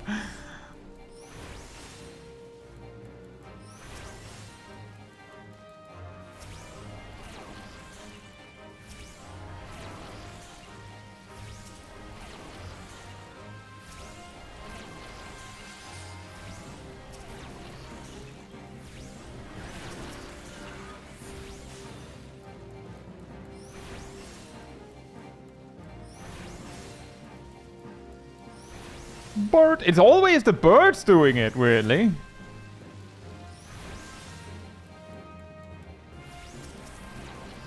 Enjoy your noodles, Emir.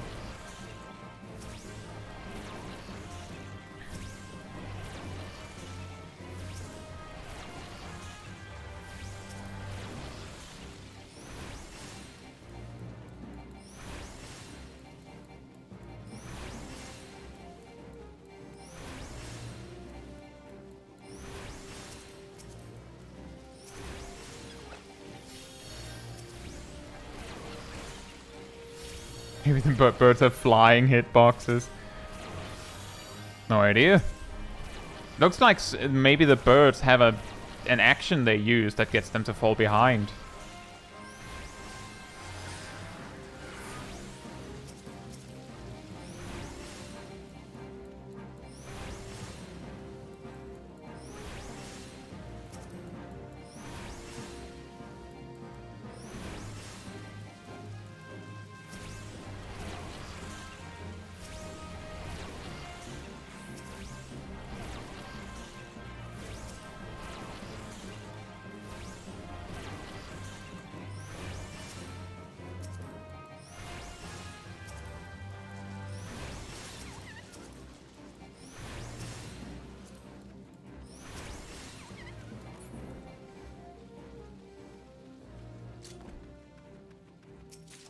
Okay, enjoy that, Ibia.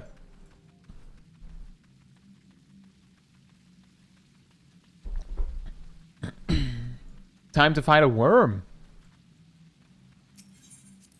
30 minutes from the start to reach the second boss.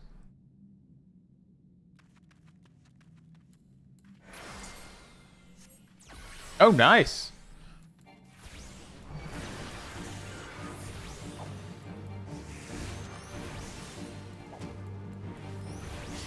Oh yeah, I believe there's actually another thing that has changed since we did the Cutter's Cry. Did it just use Cyclone twice? Like, it's completely confused. Why isn't it working?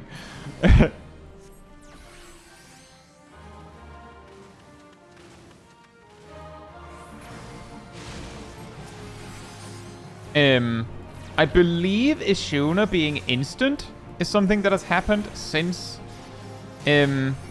we did this last.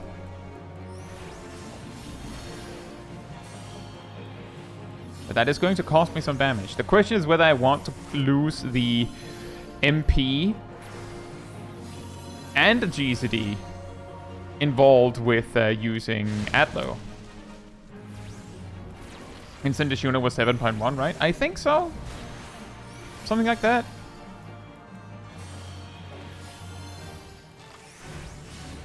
Very handy.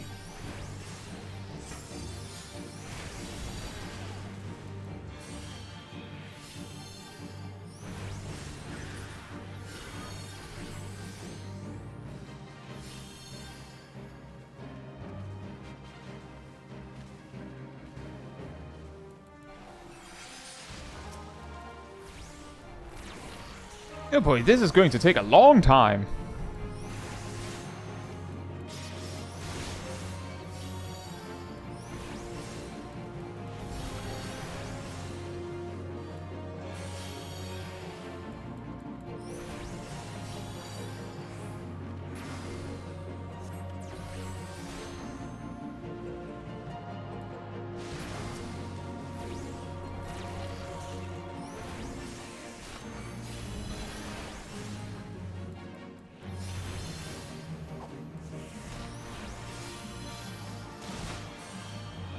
That's a terrible idea. I was like, I need to attack constantly while it is on the field to like maximize speed, but that's not gonna work. Like, it's going to hurt too much.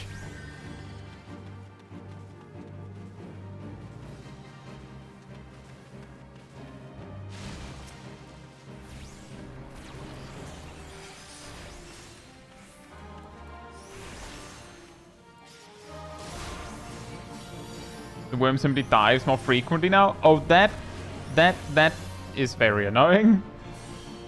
When we get Blitzball in 14, I don't think we ever will, David. It's something that has been requested year after year after year. And I believe the general consensus on it from your GP is like, we wouldn't be able to deliver it in a satisfying way. So why bother?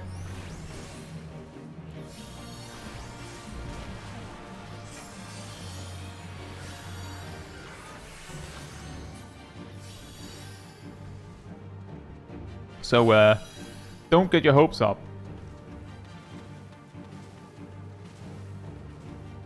Exactly. It sounds fun, but...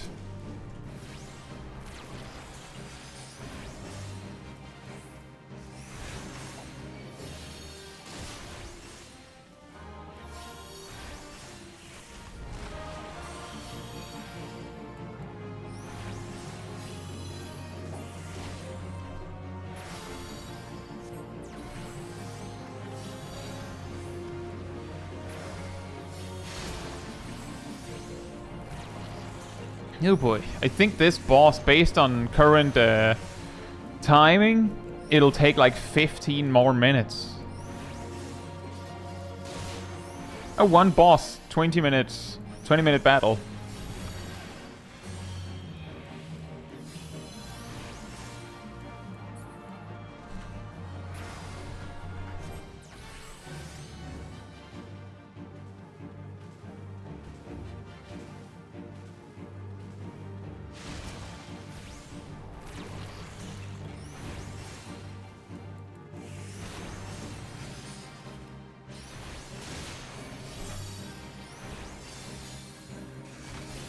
Well, hard to say, David. Isn't Blitzball in 10 technically a turn-based game? Like, as far as the player's concerned? Like, I know that's the only way they can probably, like, represent what's happening. But it plays out like a turn-based game, doesn't it? But then, I believe that's the problem, is that they might look at it like, we could easily make that. But that's obviously not what the players want. When players are like, can we have Blitzball? They probably mean, can we have real Blitzball?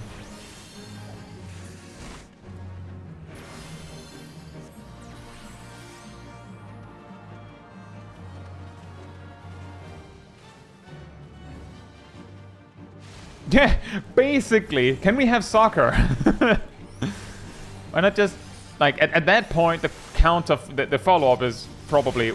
Why don't you just play, like, I don't know, FIFA at that point?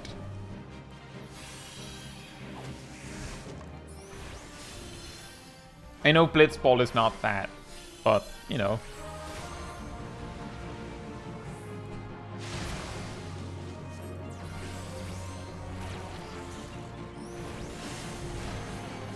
Exactly. It's like... It is kind of like, it's very, like, it's a little bit futuristic, but it's kind of like, you know, a football game or something. So you could probably get what you want out of that. But it's not, you know, it's not like necessarily for the individual. It doesn't feel like it's the same, even if it, like, we can look at it like it's kind of the same, isn't it? You know?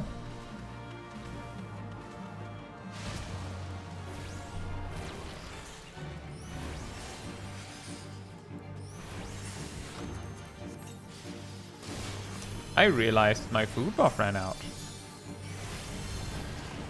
It's been like away for like 7 minutes, I think. Not I don't think I needed it, but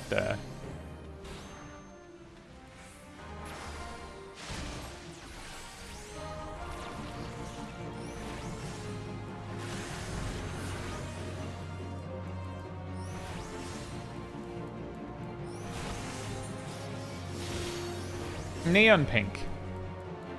It just happens to be naturally metallic.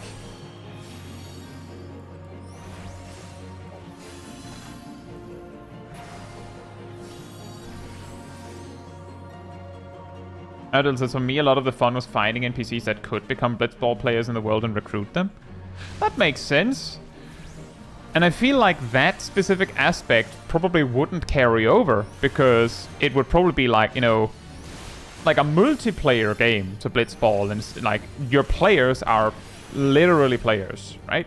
So like that bit goes away,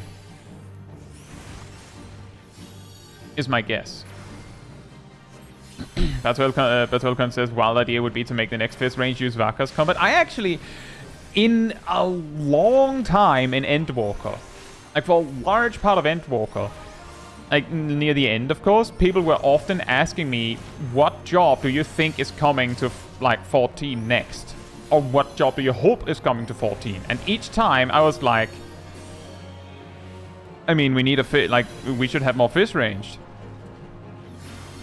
We should have more mage. And I specifically suggest, like one of my suggestions was have the fist range throw blitz balls. That would be fun and unique. Welcome back, Cat. We're at 38%. My estimate that it'll take like 20 minutes to beat this boss, it's starting to look a little inaccurate, but maybe 18 minutes.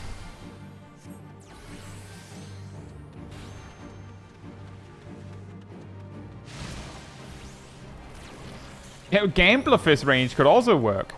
Although I have a feeling that like the kind of job design in the game would make that just no.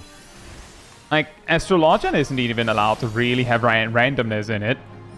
Imagine a job that is completely designed around it.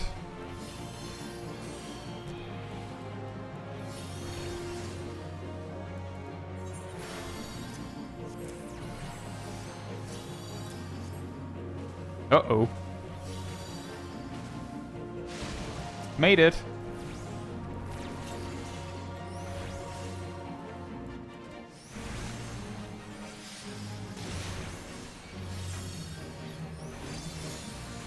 If they have a system? Yeah, I guess so. Oh, would it? Yeah, I guess so. If they're following that, yeah. Summon of the Worm took 15 minutes. Well, then that does sound like it would make sense for this to take like 18 minutes. With the slower Scholar.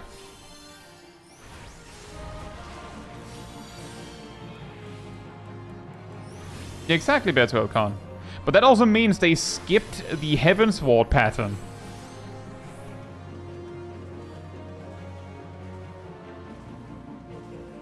Would we have enough variants for another tank job? Well, it's very simple there, Gazel.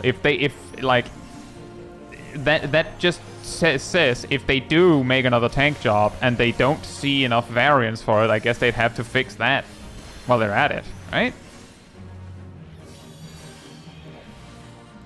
And that is something that I've also pointed out, that some of the design choices in specific roles doesn't really leave very much variety.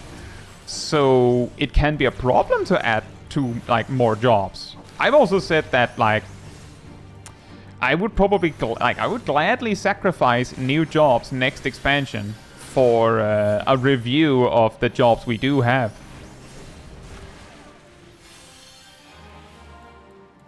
It'll be a pet tank or range tank, although that could be the same thing.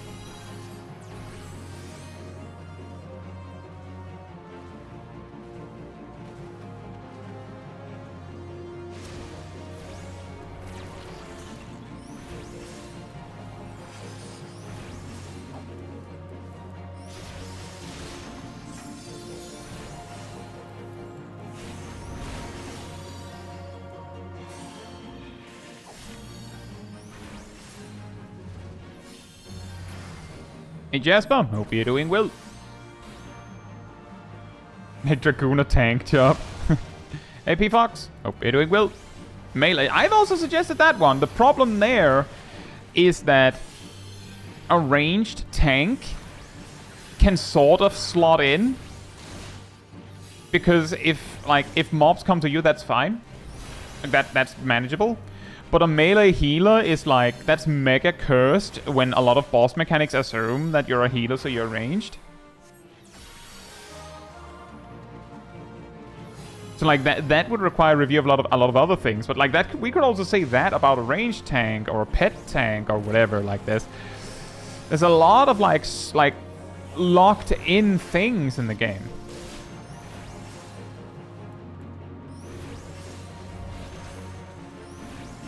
Castle says Astrologian should get their sex back when the 5th healer arrives. Could you imagine? With the sheer amount of like players that have been like Astrologian just like having everything in Dawntrail, could you imagine if they added a new healer in the next expansion and then Astrologian gets to play both barrier and pure healer?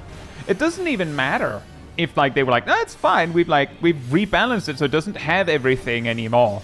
Yeah, well now it has everything in a different way. That's still a little crazy, isn't it?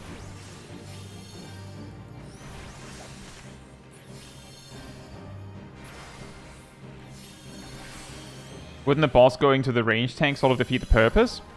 Not necessarily. Imagine Paladin, but every GCD is blades, just of various potency. Is that a problem? No. It just gives that tank absolute perfect positional advantage.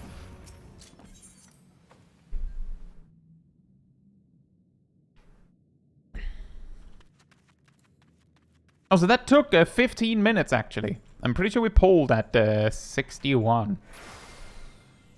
Doing ultimate raids? We have done a little bit in the past, but we haven't cleared any. There are some old streams of it, Tanuki. Would make for the best off-tank, not gonna lie. It might. It could also make for the perfect main tank, because you can just stand where you need to be to do your rotation and just position the boss. But it could also be made like a disadvantage. Like if the ranged tank happens to have cast times,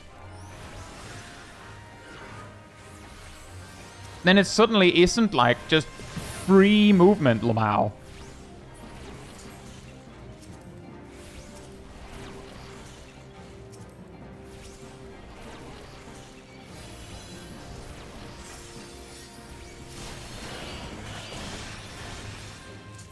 Ow.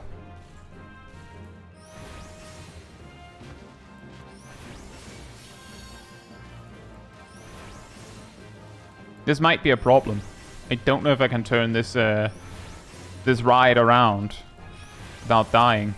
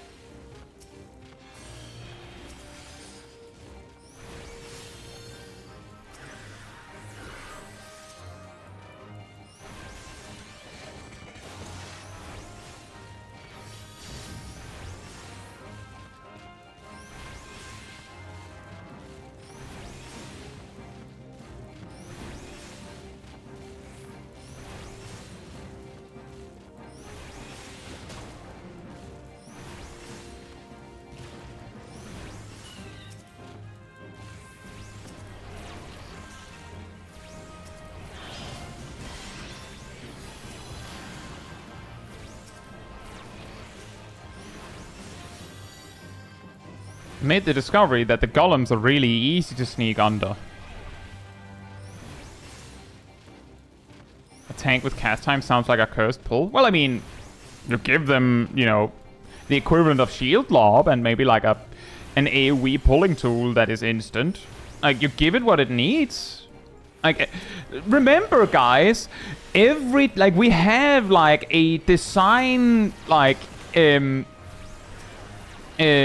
design tool. Like, basically we can look at what all the tanks have and go, well, it needs to have that. You give it a ranged you give it a ranged pulling tool with high enmity on it. You give it like a weak attack with a like vastly increased enmity multiplier, and then it's AoE. Boom! Now it can pull just fine. And it's pretty funny. Every time I talk about ranged tank or pet tank, people always jump to think, like, imagining how it wouldn't work instead of going, well, I mean, if you did this, it could work. The problem probably would be that, like, a pet tank or a ranged tank would have such a, like, like, as it is, it would have such a janky amount of tools that, like, it would have to fill in so many gaps that it wouldn't really make sense. The cursed pull version would be hilarious, though. Well, I mean, you can try that one. Try playing Blue Mage as a tank in a dungeon.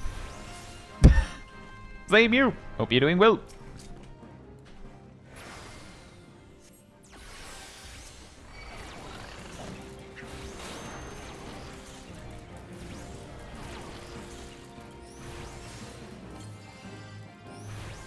Your flash would do.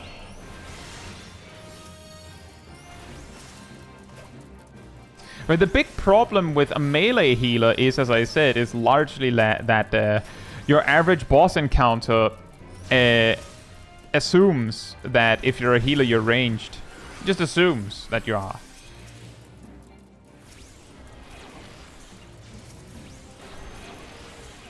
Like, I'm like pretty sure. It didn't come up super often, but I'm like pretty sure that WoW used to do that too.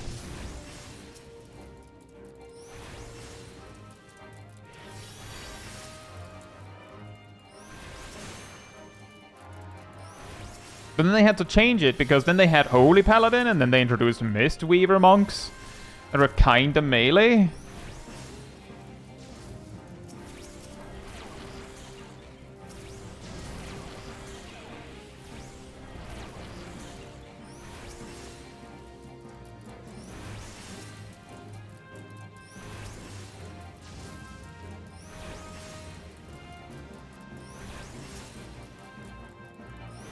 A caster fizz ranged. Right. So a fizz ranged with cast times. Yeah. Yeah, we used to have that. We used to have 2 of them.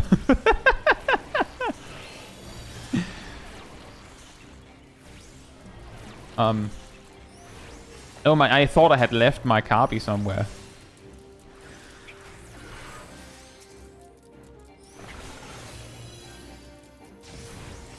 Imagine the melee healer taking the D1 spot. I mean, actually, if they did do this, like if they actually did go and do this, then it would be a lot more, like you could have a much more varied team composition, because if you have the melee healer, then, like, I mean, you need to make sure that that you have an extra range job to, like, make up the difference then.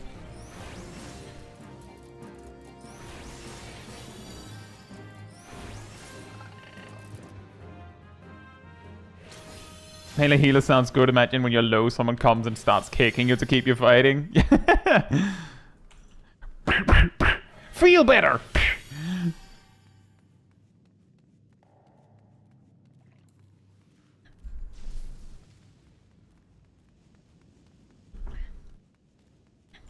We're going to end up having a Cutter's Cry run take longer than soloing Meso Terminal.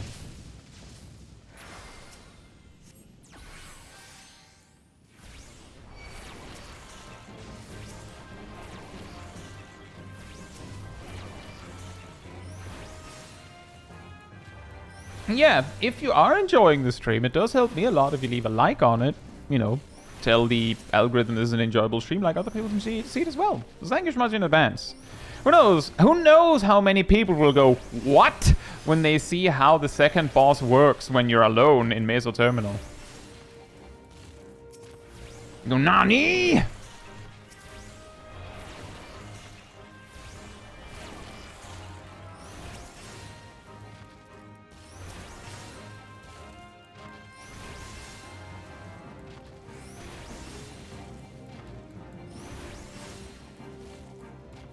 Would a melee healer be melee in terms of healing or of damage, in terms of damage, or in terms of healing, or both? Well, that is a good question. To take the WoW examples, Holy Paladin attacks primarily in melee, and they heal more if either they themselves are closer to the person they're healing or are closer to their beacon. Like, it's not Cardia, but just imagine Cardia. You put it on the tank, boom, jams, right? Ow. So technically you can do all of your healing just fine at range by doing that. But it is better if it's at range, if it's at melee. Mistweavers do nearly all of their damage in melee range. But all of their healing is technically ranged. Like, fully ranged, like, they don't really care where you are.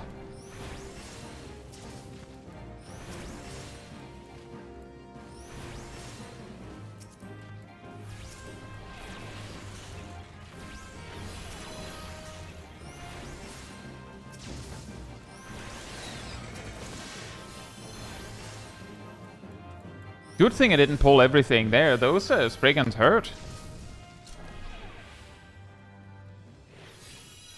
Now, can we beat Chimera in 5 minutes? Or will Scholar soloing Cutter's Cry take longer than Warrior soloing Meso Terminal? Imagine if for stacks in M8S Phase 2, why would you bring the healer that can't heal everyone? Yeah, exactly. Like, that's another example of how, like, that would be a problem. And I think WoW usually solves it by, you know, having a much larger raid. So, like, a specific healer having a huge disadvantage in some way is, like, whatever. Because you can just have 3 healers. You probably will have 3 healers.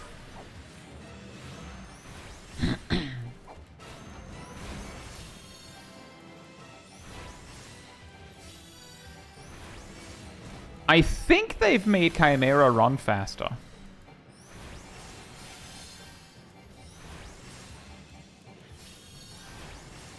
I think.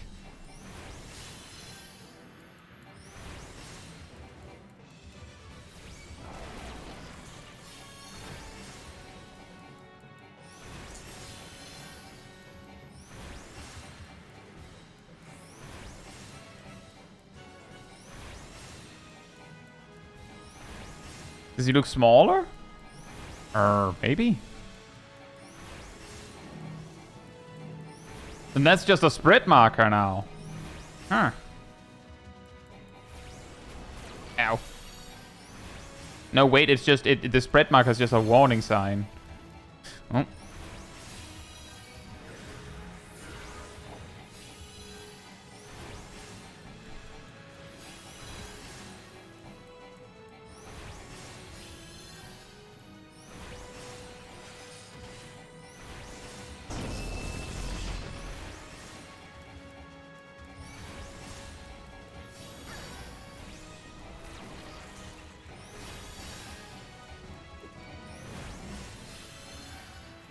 Yeah, the big problem, it seems like, is that he keeps stopping himself. That's where the problems arrive.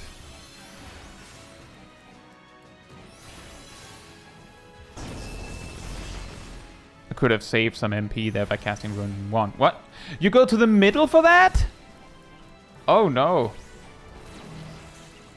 That's also true, Mew, is that... well, it's not fully true. The more modern you go, the more likely it is that a healer in WoW will cast some attacks as part of like what they're doing. But largely speaking, something like a Mistweaver having to go into melee to attack is like, okay, well, if you can't get into melee range, then you just don't attack. If that's a problem, you just don't. That's okay. Just don't. And they do have some ranged attacks, so it's not the end of the world. But they do spend way larger of a percent of their time healing. Largely because in WoW, most healing is GCD. Like, OGCDs are mainly things that like buff you up to do a thing. It's not, you don't just use Tetragrammaton. You don't just use Lustrate. That's a GCD.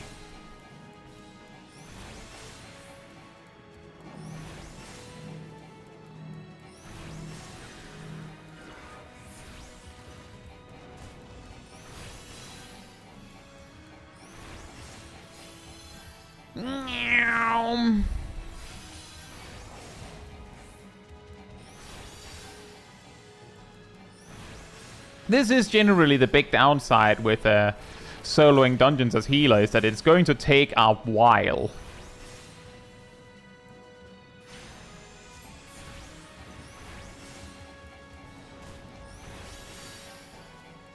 But they have even more of that, like, overwhelming power, where it's like, yeah, well, if you can't kill me really fast, then it's just over, man.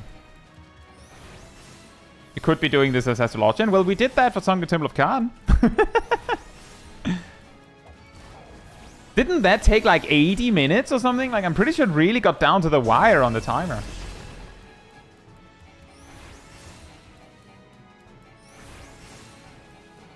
Smaller, faster, and Dragon's Breath is now instant. That explains a lot. That explains a lot. That is why it just keeps running up to me and just smacking me. Because those things you could just sidestep before.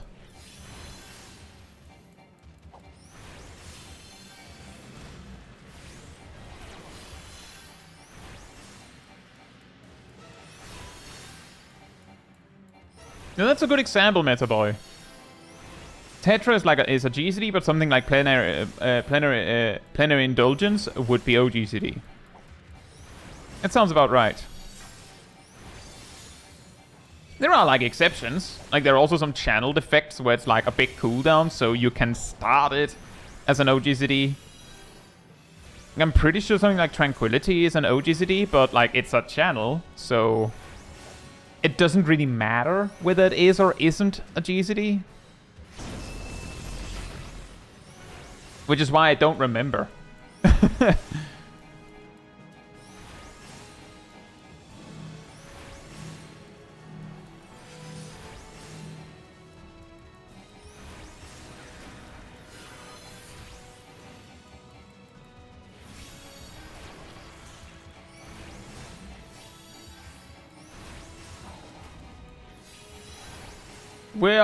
We're halfway there.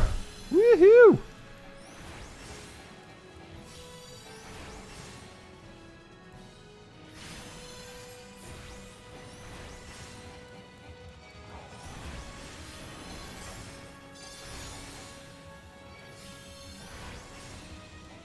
And we just have to do all of that one more time.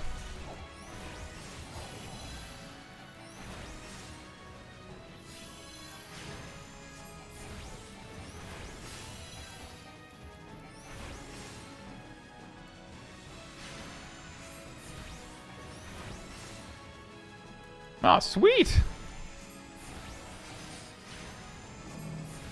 Hey, Alex! Hope you're doing well.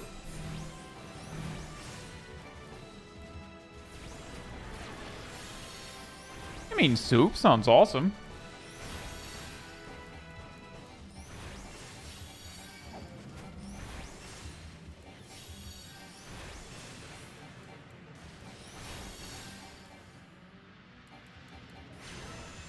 What do you think Scholar will be like in 8.0? I have no idea. I'm gonna get hit by this, I think.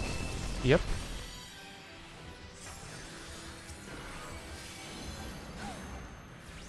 Like, genuinely, I have no idea.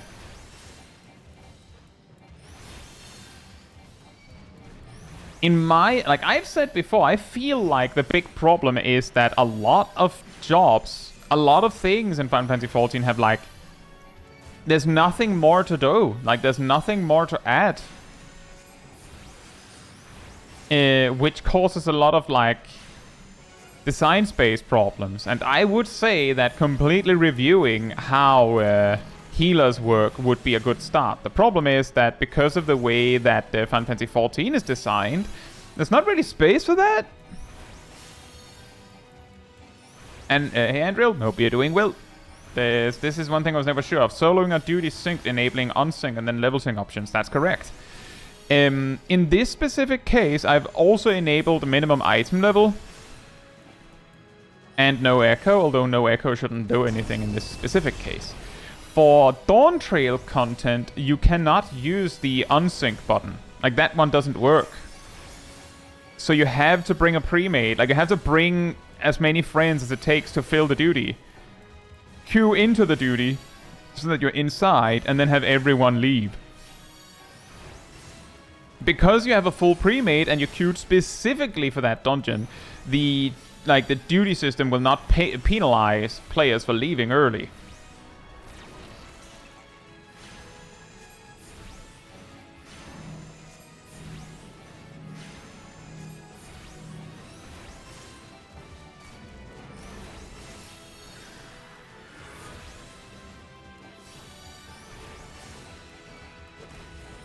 If it was match made, or if it was if it was match made, or if it was a roulette and real.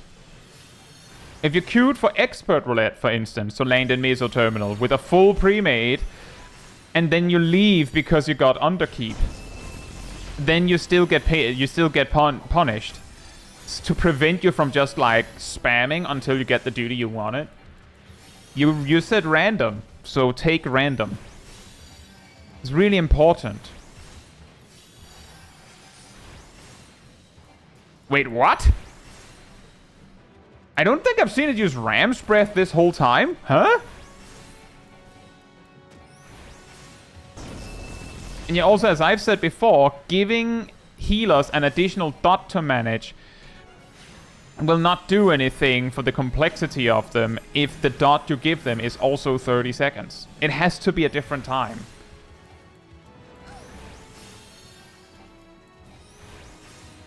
It used it once earlier? Oh, I didn't even notice. It has to be some weird timing. Like, my suggestion is 18 or 24 seconds. You could even go with 12. But that's maybe a bit speedy, isn't it? But you could do that. A 3-second dot.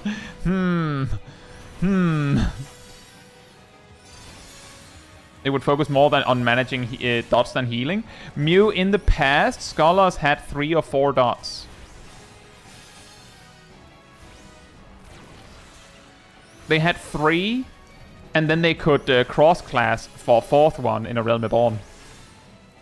And then they also had Shadow Flare they could put down as like an area. You know, like Sacred Soil. Like, they used to have a ton of things. The thing is, they used to doesn't necessarily qualify as they should. There's probably there's a logical reasoning as to why they don't have this anymore, right? Have they fixed the debuff cap? Bertolcon, I have a somewhat recent video on the topic. They haven't, there hasn't been a patch since that video. No, they have not fixed buff debuff caps. They're still 30.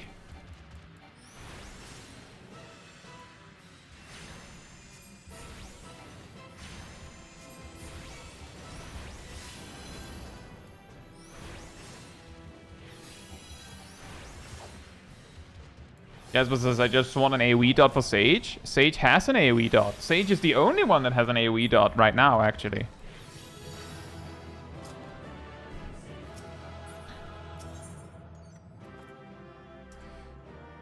"65 minutes.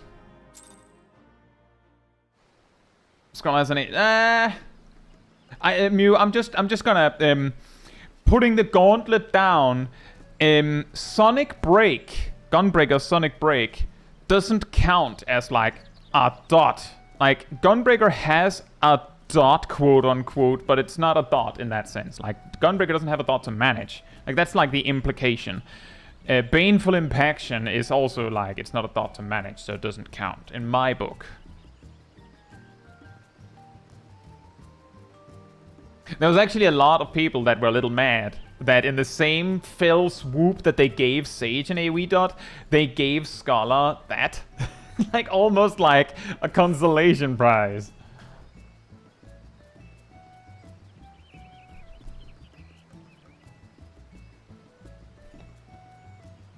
Paladin doesn't have a dot anymore. Paladin doesn't have a dot to manage. But Paladin does have a quote-unquote dot in the same way that Sonic Break is a dot. Technically, Circle of Scorn does AoE dot, but again, by the same way I said it, Master, I wouldn't count it either. Like, you don't use it as a dot.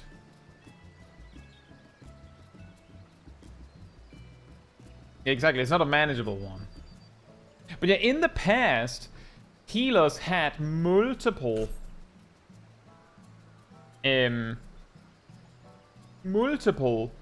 dots to manage. Even in Stormblood, White Mage had Aero 2 and 3. With different... Aero 3 had a cast time, and it was AoE. But it did enough damage to be worth it on a single target, and it stacked with Aero 2, so you used both. And at some point, I don't know if it was Heavensward or Stormblood, but initially, Scholar had Bio 1, 2, Miasma 1, and also Miasma 2. Miasma 2 eventually got replaced with Art of War over the years. Scholar also had, as I said, Shadow Flare, and Scholar could pick either Aero 1 or Thunder, I'm not sure, but like with the cross-class system, they had that one too. Although Bane, which they used to spread their dots, could not spread non-Arcanist dots, so, you know. You couldn't spread Thunder or Aero, but it could spread your own. So it had like 4 dots to manage, and each one had like a slightly, like I believe it was like Bio 1 was 18 seconds, I think. Miasma 1 was 24. Bio 2 was, I think, 30. Might have been 24 as well, actually. And Miasma 2 was like 9 or 6 seconds. So it probably didn't maintain that one as much, but you had a lot. And the key that I'm going for here is that giving you 2 things to maintain, like going from 1 dot to maintain to 2, it completely falls on its face if the second thing has the same duration as the first thing. I believe there was a time where Venomous Bite and Wind Bite had different durations. Like, while we're on the topic. So if you gave a healer 2 different dots to maintain, and one of them was like 24 seconds, just as an example, 24 seconds, then, you know, you would have 2 different timings to reapply them. Some players, like, just walk with me here. This is the kind of thing. This is the kind of thing where, like, you know, like your casual player, like just like, you know, just being a little lazy, it's fine, would probably just be like, I'll just apply both when one of them is running out. I'll just reapply them both every 24 seconds. I don't care. Screw it. And that would probably be fine. And then it would still leave the opportunity for the, you know, the more like invested player to be like, no, so I apply both and then I reapply them as needed. And then you'll have them like completely misalign at certain points. But because 24 like multiplies into 120 seconds and 30 does as well, they would still meet on the 2-minute burst if the 2-minute burst stays. Alex says Venomous Bite and Wind Bite actually always have been the same duration. That's a dangerous statement to make.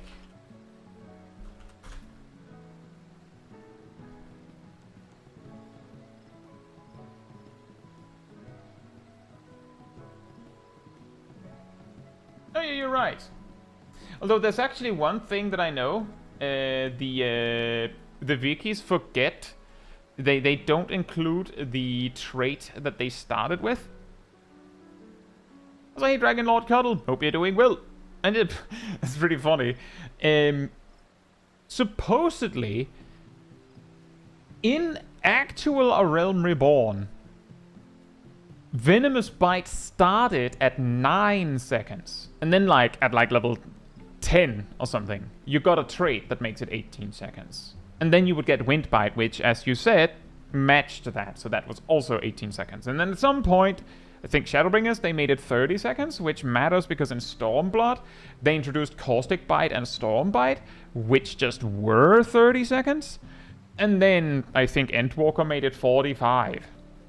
I'm smart enough to Google before I say something on the internet sometimes. Fair enough. The one that I always assume people overlook is the jank with Venomous Bite. That it started at 9 and then like you get a trait super early.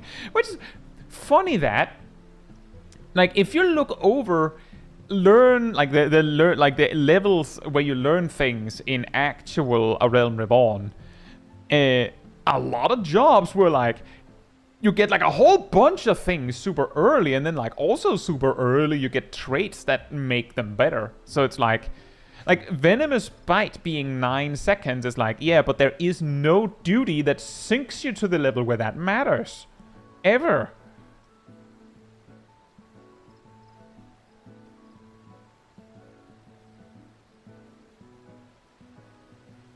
Best welcome says, I hope they fix the dot cap eventually. There's some interesting space left there.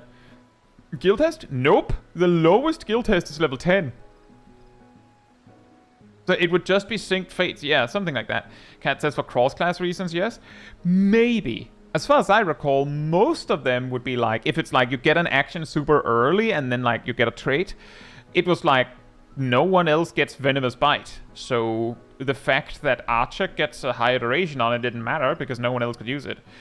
But there would be other times where it's like yeah, definitely there were actions where like you get the action and then like some levels later you get a trait that makes it awesome. And then like it happens to be a cross-class action. That is correct, Cat. But to your point, Bertolcon, I'm just saying, I think I've mentioned this in a recent video actually. Based on what I know, it would surprise me greatly if suddenly Final Fantasy XIV fixed its buff-debuff cap problem. Because in Endwalker, when players had problems in top, the Omega Protocol, because of buff-debuff caps, there was like a moment where a dev team tried going, what happens if we just double it? Like, what's the worst that could happen? Venomous Bite's increased timer was at level 24. Oh, okay, that does help a little bit. Thank you for checking, Metro Boy. Like, the devs just went like, what if we double it? Like, what's the harm? Like, well, is it a problem? And then the game just broke in half. Like, crazy jank. So it was only active for a day. And then they undid it.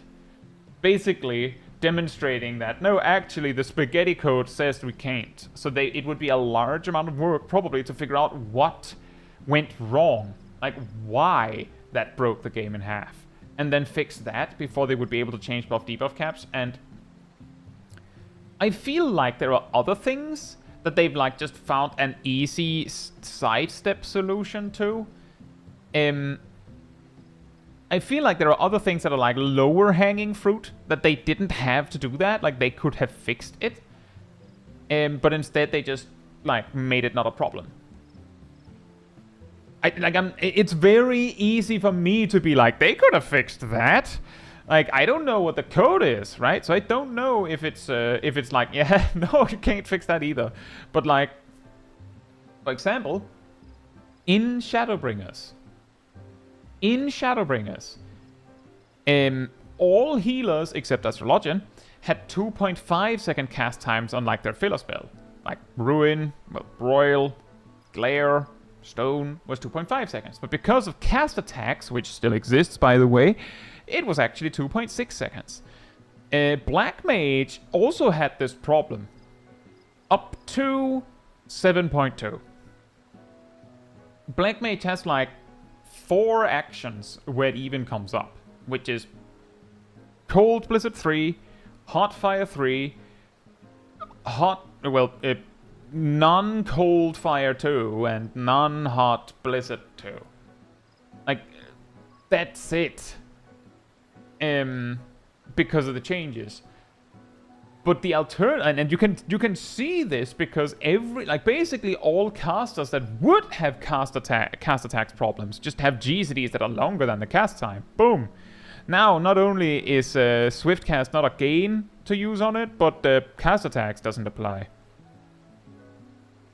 So, like, that is technically a solution. Just make it not a problem. And, like, I'm just saying, I accept that as a solution. I just feel like it's a little cheap. But okay, fair enough. And they could do that with buff debuff caps as well. That's what I said in that video is what it would take to make buff debuff caps a feature and not a bug is two things, in my opinion. The first thing is they would need to make it so that when you hit the buff debuff cap, instead of it just saying that you dodged a buff or a debuff, it has to say cap reached or blocked or something. It has to have a unique phrasing when you hit the cap specifically. Second, now that you've made it clearly show itself as deliberate, be more mindful of how many buffs jobs give, how you piece out buffs from an effect, so that you don't just like throw around buffs and debuffs like you have all the space in the world. Like, for instance, the Sage example, where some of its effects are like 2 buffs for one thing. Technically, that can also be a balancing knob. That you can just go, oh, well, actually, that buff is 3 slots. So, like, it's really strong, but it costs 3 of your 30 slots. Like, imagine, it's like, oh yeah, there's this crazy good buff food, but they actually take up 5 slots of your buff debuff cap. And if you hit the buff debuff cap and an enemy tries to debuff you, then it just, removes a random buff to make space.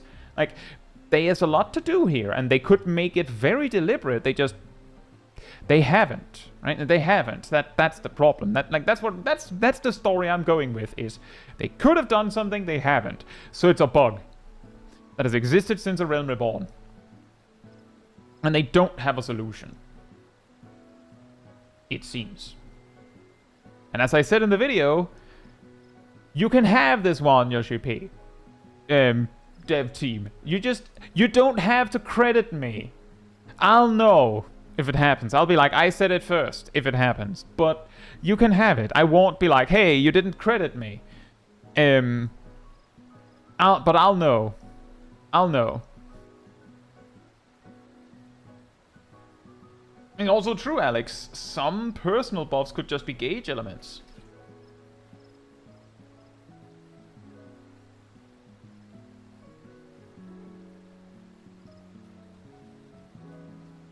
Jose Lone Wolf, hope you're doing well.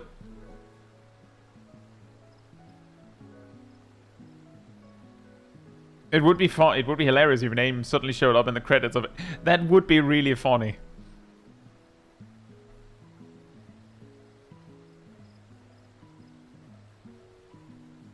That would be very funny. It's not like they don't know how to upgrade a buff. That is true. That's true. Actually, let me just check something real quick.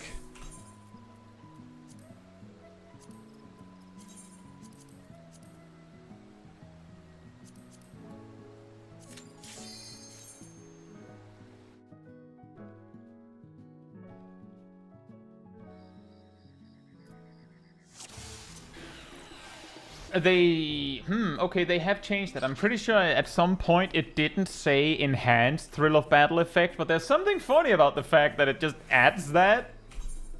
Like, just arbitrary, like, if you have this, Like, if you have this effect, the warrior would know. You have to ask them if they do. But if you have this effect, it also increases healing received.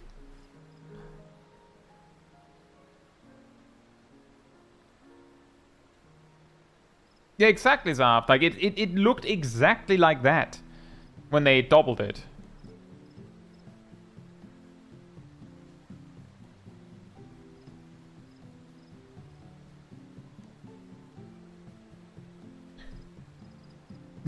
That one too, Aerodol. Alternate dub for all undubbed characters. That would be really funny. Like, the game just has, like, a setting. You can just turn on, like, me specifically, like, voicing everyone else.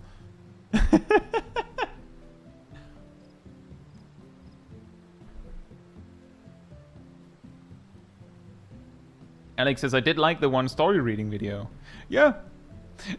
That's an interesting thing, is that sometimes I'll put out a video where the ones that see it very much like it, but almost no one sees it. So it's just impossible to find unless you know to look for it. And that's the main driving force for why I just go, well, not a lot of people saw that, so I'm just not going to do that again. Is even if people would really enjoy them, even if I would like to do it, it's like even the ones that would like them would not get to see them most of the time.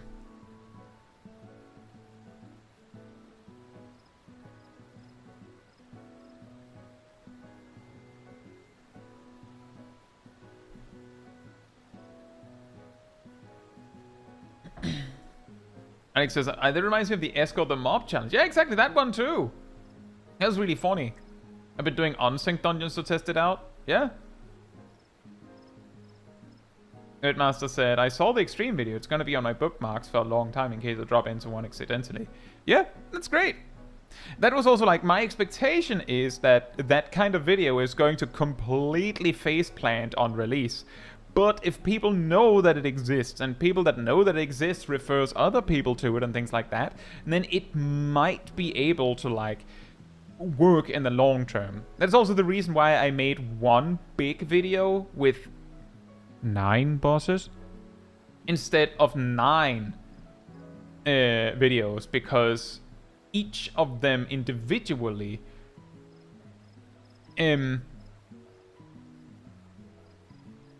would not get very much attention. Like, it says 9 shorts. Actually,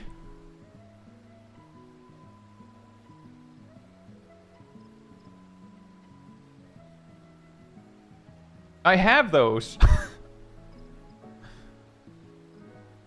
I have those. I haven't released them yet, but I have them.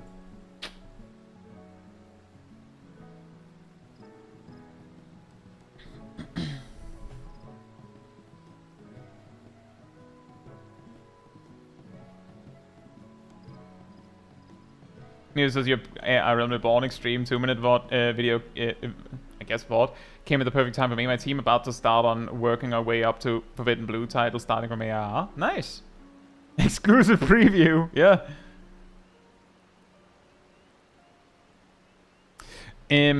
Well, on that note, by the way, we do have some clips, and considering that this stream kinda replaced the walk and talk a bit, maybe we can take a look at some of those. Since we already did the soloing we wanted to do. Let's see, I can see something from Gazel, something from Yannick, something from Dawntrail. I don't know if Dawntrail is in the chat. And something from Cat.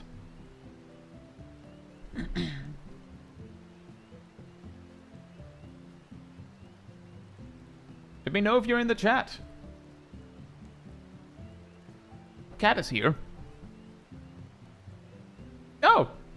Thank you again for the support on Coffee, Bertwilcon. Thank you so much.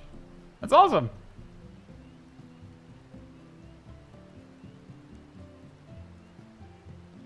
Only Ninja learns a class, action, or trait at level 22. Everyone else learns a role action. Wait, what does Ninja learn there? Is that fleet of foot? No, what? Huh?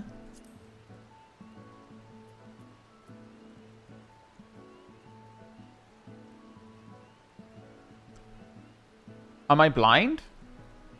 You said level 22, right? Huh?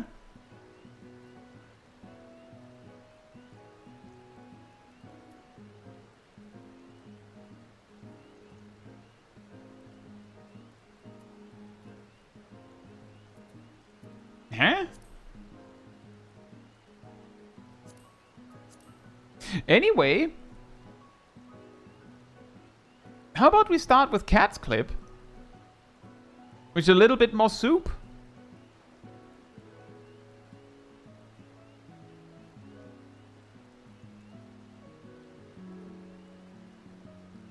So last time Cat showed us some Stranger of Paradise, it was way earlier and did, I believe, use a lot of samurai. Now that Cat has reached the post-game, samurai is level 199 as opposed to like level 20-something.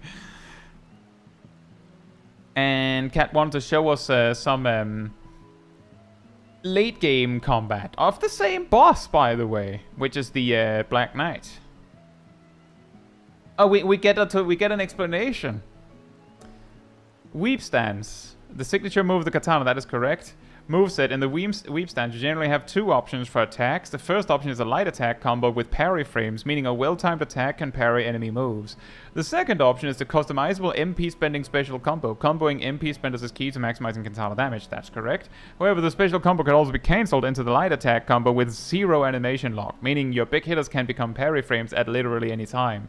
Let me demonstrate. Oh, that is actually you did mention that, but that is interesting. Yeah.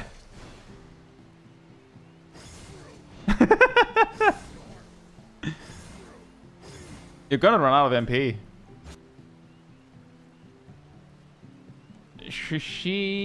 Fujin, the Jojimbo version of Make Yoshisui. When Make Yoshisui is active, the samurai gains the following: increased MP recovery from normal attacks, correct. MP restored when parrying, and longer parry windows. Make Yoshisui last for a short time, but will end early if you get hit hard enough to stagger.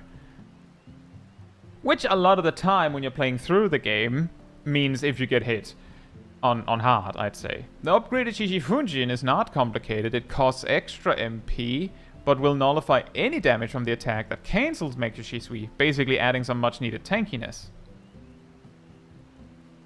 Getting hit by every single unblockable attack is not a skill issue, I promise.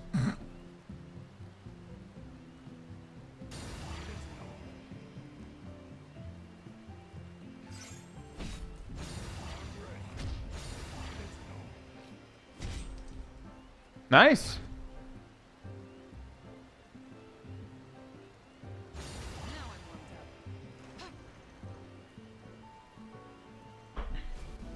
This is not the first poll. I missed a section of text. Did I? Where?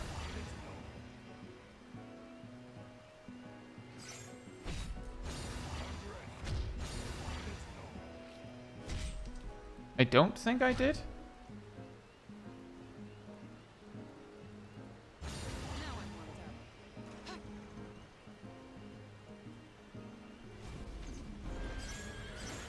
Yeah, the reason I said it's not the first pull is because Cat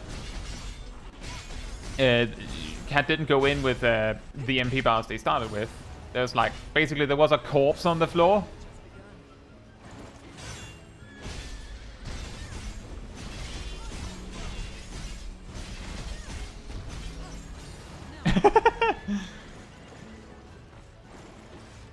I will say, when you're going, like, when you're in the zone doing this, like, we're, like, actively going to, like, I'm gonna parry everything, the boss using a move that you literally cannot parry is, like, that's the classic one to fail at. Like, it never fails at that. Like, that's what's gonna go wrong. Absolutely. It's because you're going to be so much in the zone and focusing to like time your attacks to parry it. So it just gets confusing. Oh, you set up the night buff as well. Very good. Extra free damage.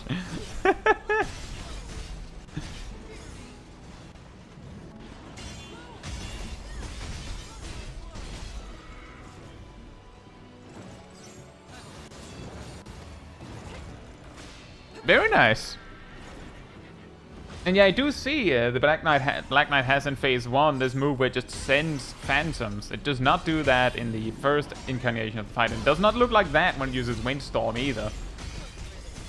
So you're right, it does have some new moves.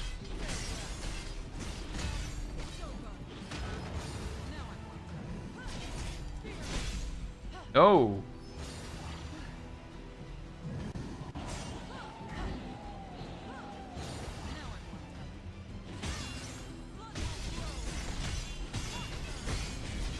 I think a big reason why a lot of people will completely miss that is because a lot of the time when people do the post-game of Stranger Paradise is they'll probably grind a gear set that doesn't need to respect the boss this much.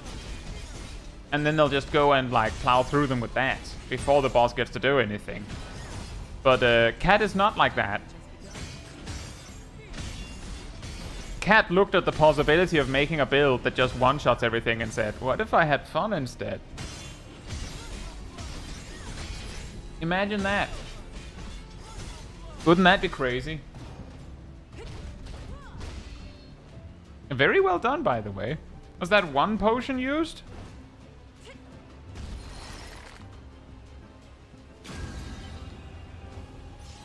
Fun, what's that? Yeah, I know, right? Weird. Who does that? I thought we were optimizing. Thought that was what we were doing.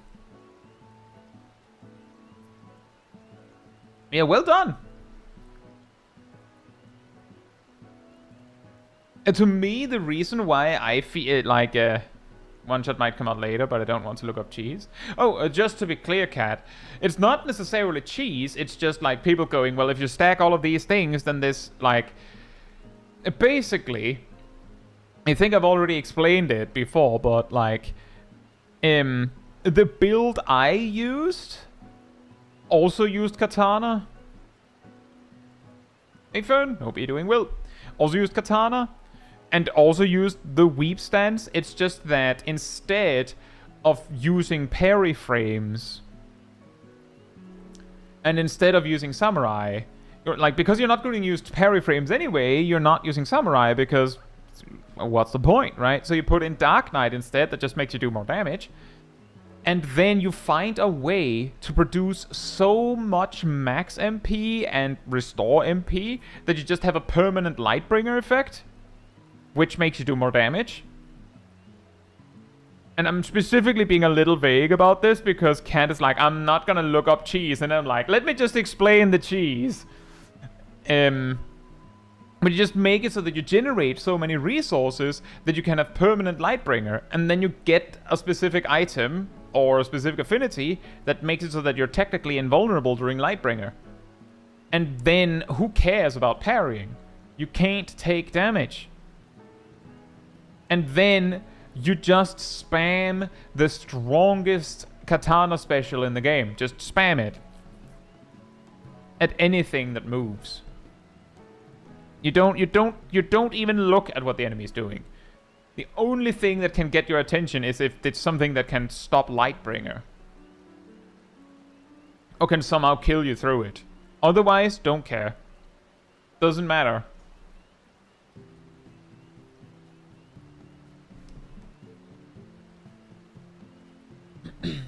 That's fair, but it doesn't sound very fun. Right? The only reason why I felt compelled to do it is that it feels like the tower there, like the endless floors thing, quickly expects you to have something like that. Anyway, more clips. More clips.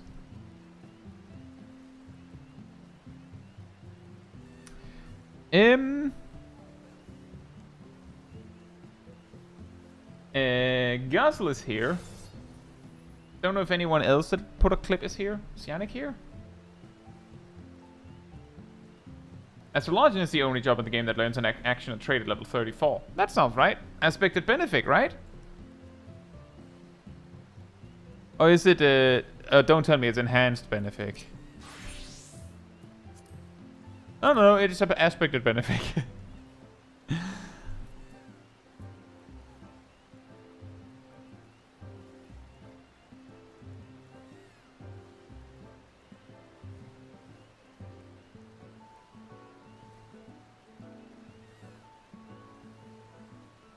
Guzzle has a... Oh! 1 tank, 3 DPS Meso Terminal. So we can also see what happens when you have 3 DPS. We did talk about it, but now we get to see it.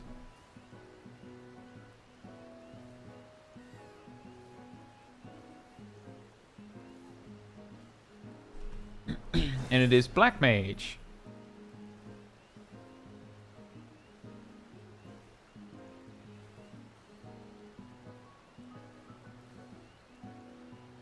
And that looks about like how I would do it. Something like that.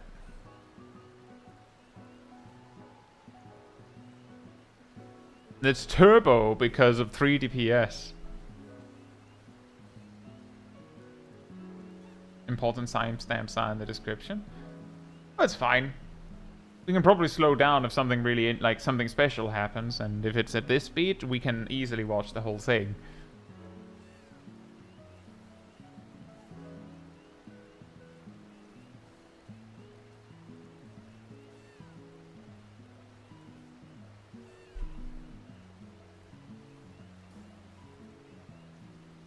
What happened there? I'm curious why I didn't just cast Freeze and then just Umbral Soul. That would probably have been better than slow casting a Blizzard 2. It might also just be like, oh, our fight is ending, what do I do? Confusion.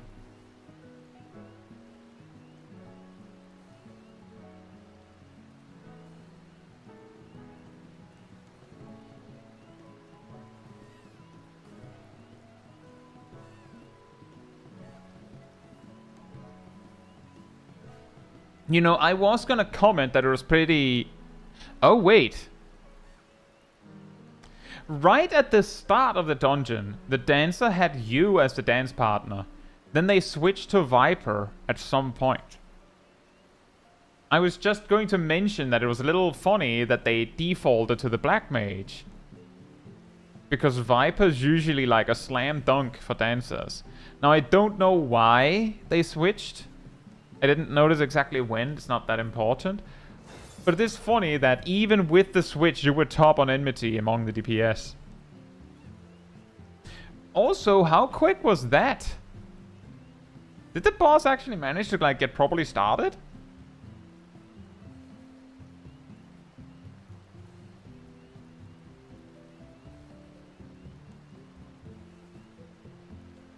And yeah, and then they switched back. Oops, never mind. They might be testing. They might also just be like, well, maybe this job is better on this, and then this job is better on that. Like, I don't know. Maybe they can see something that we can't.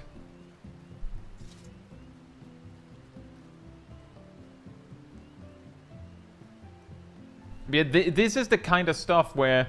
Well, ley lines gets a little bit awkward when you only get like 2/3 of it. And then the fight is over. Well, that'll happen anyway. But this is also the kind of stuff where Black Mage sometimes can like really, really pump. Because the fights are really short. So you don't get to the point where you're like... You have to do the weaker versions of Transpose Flare.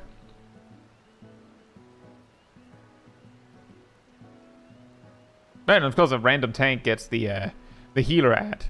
It'll be really hard for us to tell what they're doing because it's in Japanese, but we will know that no one got the Doom debuff.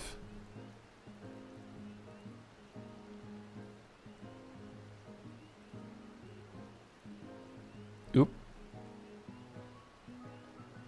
You have an amplifier. I would say... Like, the way I usually do that is that I'll use a Xenoglossy to get the weaving window to use Amplifier if I have to. For instance, you can't get Doom as non-heal, I think. That is correct.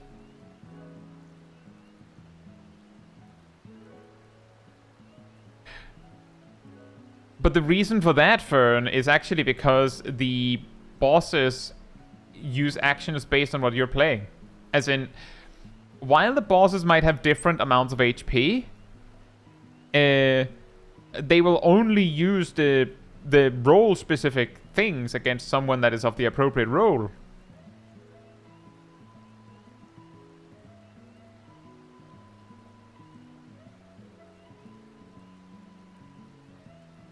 But we talked about that earlier. We just didn't have any evidence of it.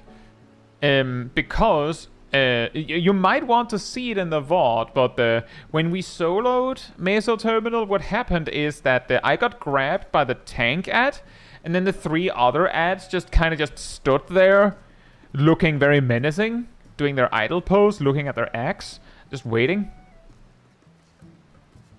And when I killed my ad, then all 3 of them just came at me, and then just kind of auto-attacked and did like circles and donuts. And then they would do raid wipes. But they didn't do anything else. Yeah, the mechanics adapt as well. So if the ad is attacking a DPS, it will do the Hellmaker ad thing it summons. If it's attacking a tank, it'll do tank busters and interruptibles. And if it's attacking a healer, then it'll do the Doom thing.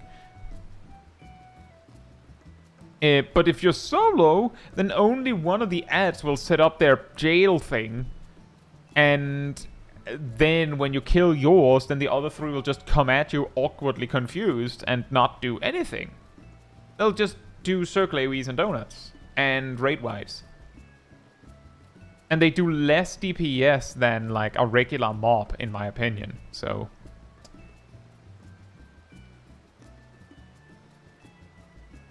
For instance, just when my healer dies, the ad just yoinks the summoner.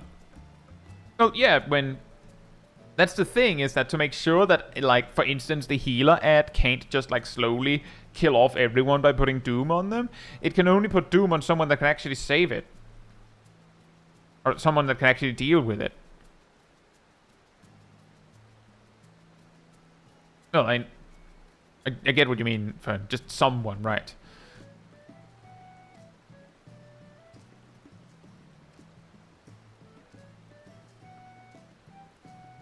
Did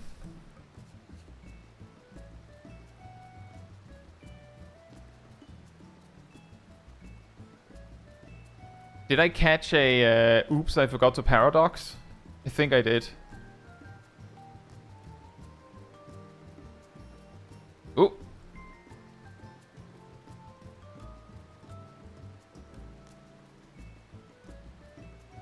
It happens.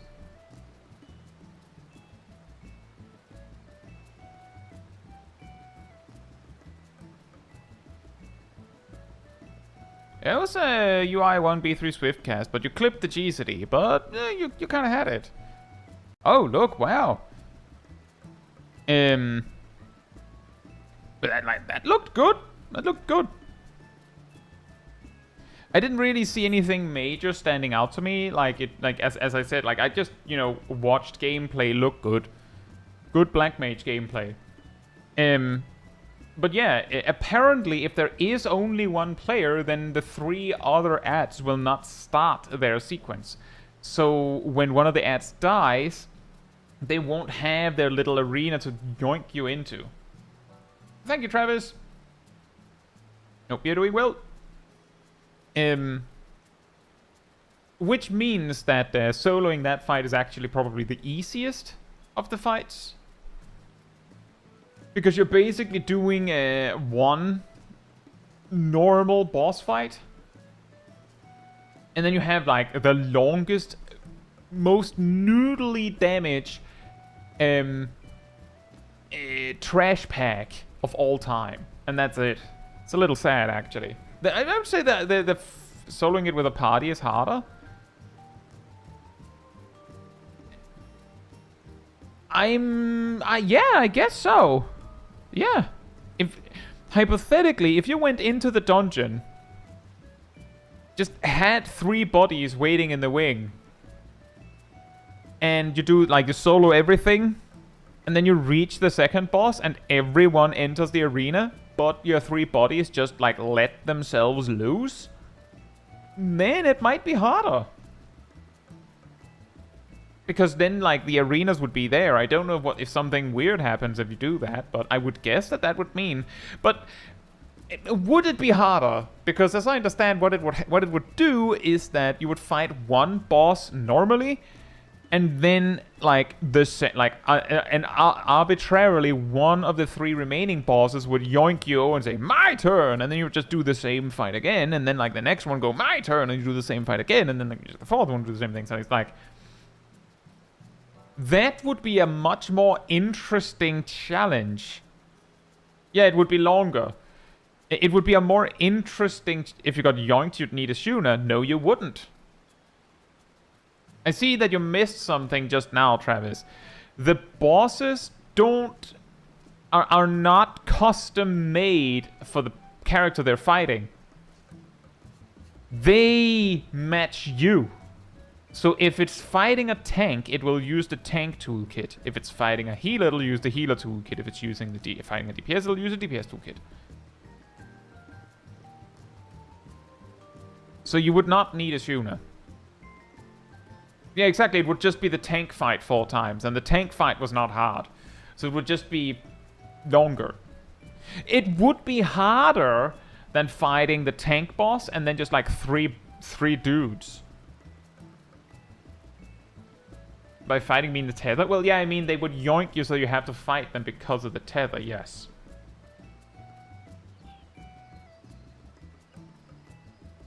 They gang up on the tank. In a way. But don't they stay in their little pens?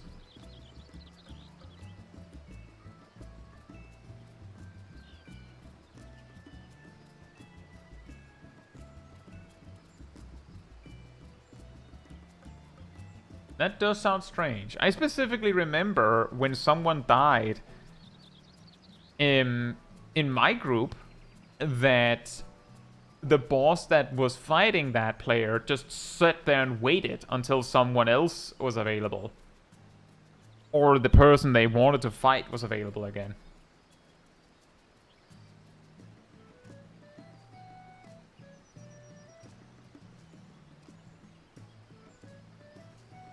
How do they gang up? Do they leave their pen and go over and fight, or what?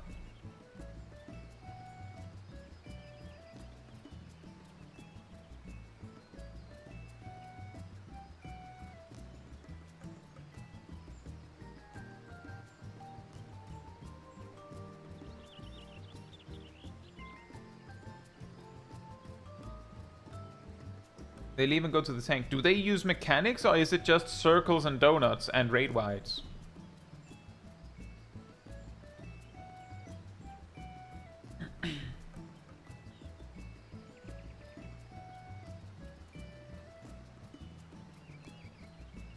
Just okay, right? So it's basically what we met when I soloed it was the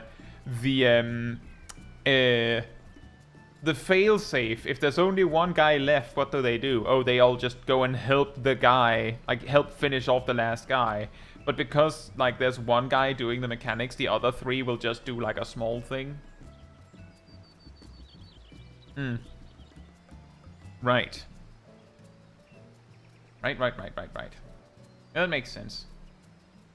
It would be something to test. However, I do feel like it's already like that is too late for this stream to do.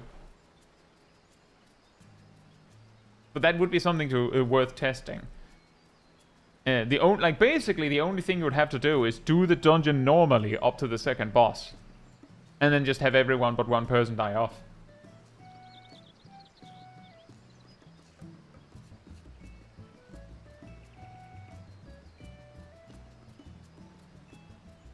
What I do find interesting there is that I wonder why the bosses don't do that when one guy is dead. Like, there's nothing preventing that specific, like, boss to just go like, oh, my target is back, and then they just jump back in their pen and yoink their challenger. And when there's no challenger, they just go over and help a guy? Like, just like the players can.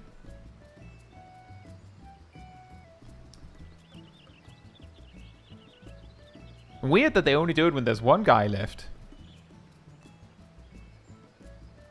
Although, I wonder. I believe they massively increased the range of Phoenix Downs, so maybe the logic is, well, when you're alone, you don't really have the opportunity to res anyone. Like, unless you're the healer, maybe. But the reason why you're alone is probably because you didn't. So, that's when they finish you off. They're honorable, unlike us. They stop being honorable when you're alone. They're shy. Maybe they don't want the donuts going all around the place and mess up the others. That could make sense.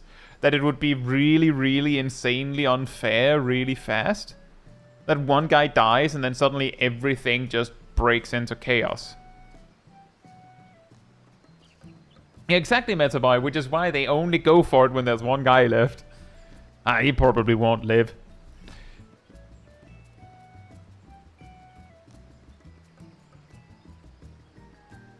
But yeah, just looking at the Dawntrail dungeons, actually.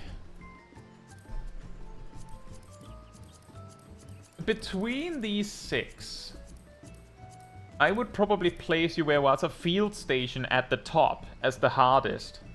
Because the final boss is insane, actually. I think Alexandria would be second. But that's hard. Probably partly because its item level sync is a lot tighter. Then I would probably place Meso Terminal as the third, which probably says, like, specifically for soloing, guys, specifically for soloing, probably place Meso Terminal as the third, simply because it beats what's left.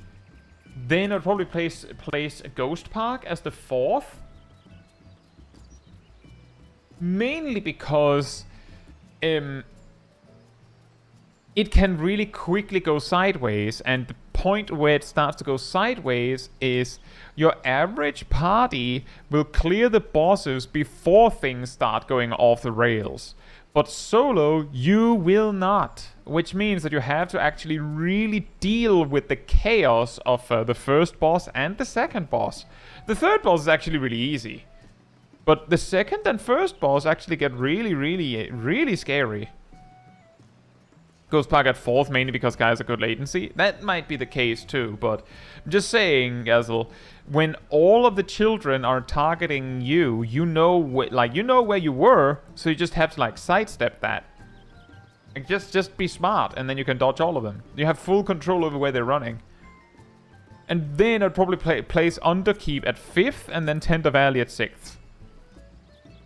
A key note here is that Tender Valley and Ghost Park are like statistically equal. It's just that Ghost Park is way meaner if anything goes wrong at all. And Underkeep is just, I don't remember anything actually being challenging, like really scary there.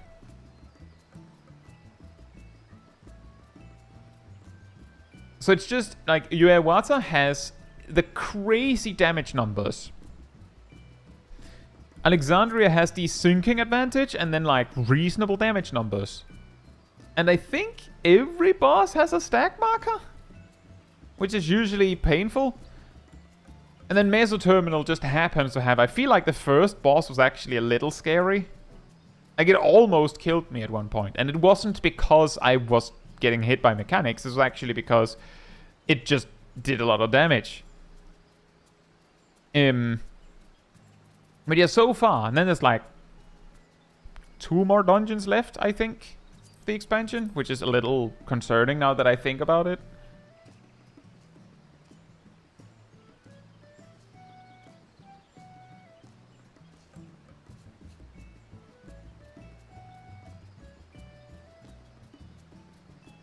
But yeah, turns out that the Meso Terminal is very soloable by a warrior at least. It took like 59 minutes Meanwhile, it took like 68 minutes for a Scholar to solo Cutter's Cry, and I will say, for soloing purposes, Chimera and the Worm are now harder. I would also say the Ant is also harder. The Ant boss summons way more ads, I think. The Worm hides way more frequently, and Chimera runs faster and has an instant fire breath, where before it had a cast time. So it can tank buster you, even if you're running away. This is also particularly important because the Worm, the specific thing causing trouble for tanks on the Worm is that it leaves. It can put a dot on you, and then like the only way for you to survive that is just spam combos to heal yourself, and then the boss leaves. And then you're just there with your hat in your hands, like, what am I supposed to do now? And then you just die. And the first boss, I'm pretty sure it summons more ads. I'm not 100% sure, but if it does, then that adds a little bit. The thing is, the soldier ads are killed with 1 Bio 2. And the guard ads are killed with 2 Bio 2s. So, like, it costs you, like, 4 GCDs per minute or something to deal with all of that. What jobs can solo Stone Vigil? Warrior can?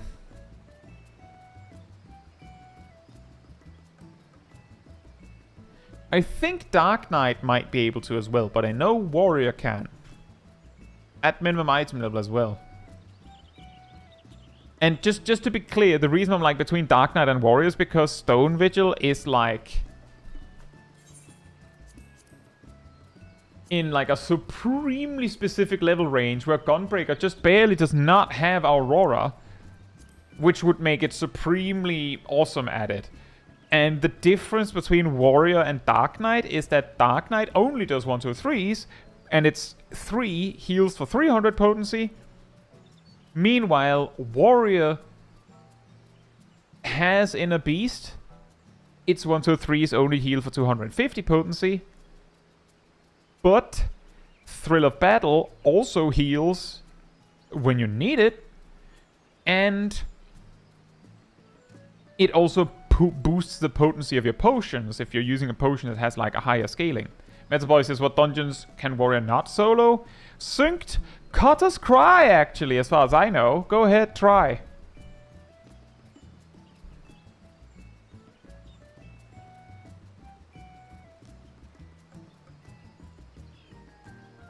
Cutter's Cry.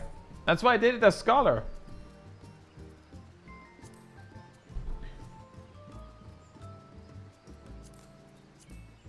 I would also say there's a possibility that Keeper of the Lake would be an extreme challenge. I did that one with Scholar as well.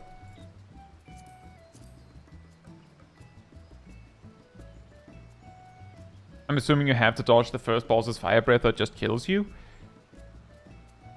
Yeah, it will ramp up. Like, you have to dodge anything you can dodge on every boss. If I recall correctly, the boss that caused problems that made me switch to Warrior over Dark Knight for Stone Vigil was the second boss. And you cannot dodge its tank buster.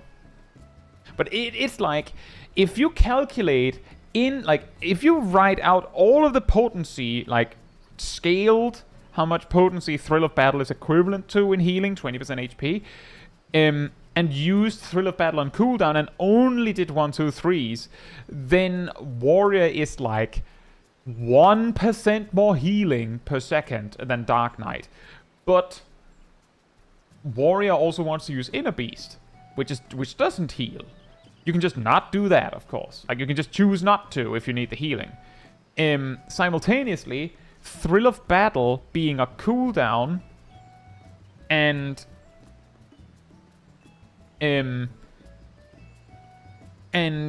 the fact you have other options than 1, 2, 3 combos means that if you somehow hit full HP, you can just choose to postpone your next heal. You can just, go 1, 2, inner beast, and then Storm's Path to heal. You can also use Mithril Tempest combos, like build up the damage buff while you're waiting. Like you're like, oh, I just don't need the healing right now, so I'll do that. Did you spin the first boss and also dodge with Fire Breath? When I soloed it, I believe I just ran away a lot. Because the boss will start casting Lion's Breath if it is within range of you that Lion's Breath can hit. But if you're actively running away when the cast begins, you will exit the radius before the cast finishes. Or before the cast snapshots. So you can just keep running for the safety. Another option is if you stand like... oh, I can't run through it, can I?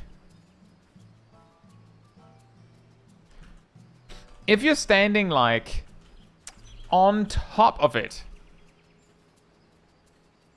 I can't do it. If you're standing, like, perfectly on top of the boss, so, like, 1 pixel forward and you will turn it. Yeah, that also works. If you're standing, like, perfectly on top of it, like this. Then you see the cast start, which is, like, a second. You just... reflexively run through it, and then it'll miss. You have to just stand perfectly on top of it. You can do that in parties as well. The problem is that if you have to stand so far up in its face that you might accidentally spin the boss, and if the boss starts casting Lion's Breath in the moment where you happen to spin it by accident, then you might kill people. And you have a healer. You don't need to worry about it. Like, it's fine. But if you want to Giga Brain it, you can. The same applies for the final boss, by the way. When it starts to cast its Frost Breath, you can just step through it, right? Like, if you're standing on top of it. And you kind of need to do that too. Although, hilariously, the final boss is a lot weaker, so the first boss can still be scary if you dodge Lion's Breath, because it has other things, and its auto attacks actually hurt and stuff like that. But the final boss doesn't have anything that really threatens you if you can dodge its Fire Breath or Frost Breath. But the second boss doesn't have any, like, you can't dodge its Tank Buster, so... But I do believe I did it with Warrior in Endwalker. Which means that Dark Knight didn't have Dark Mind with physical mitigation. So Dark Knight might be a lot better off now.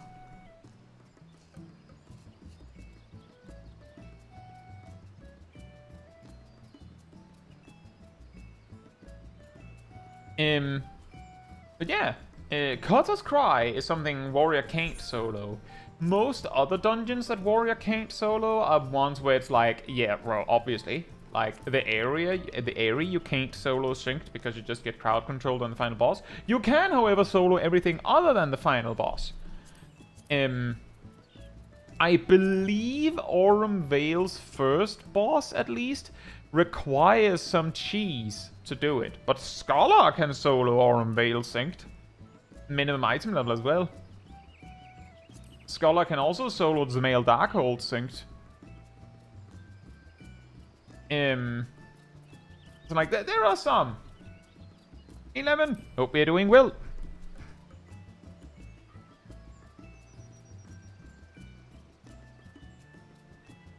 But, most of the dungeons where Warrior can't solo, it's usually something obvious when you hit the point where they have Raw Intuition. Like, before Raw Intuition, it's something where it's like, tanks can't do it. Like, as I said with Kata's Cry, where it's just, it's too hard. You need a Shuna. Or you need to be Summoner, I guess. That also works.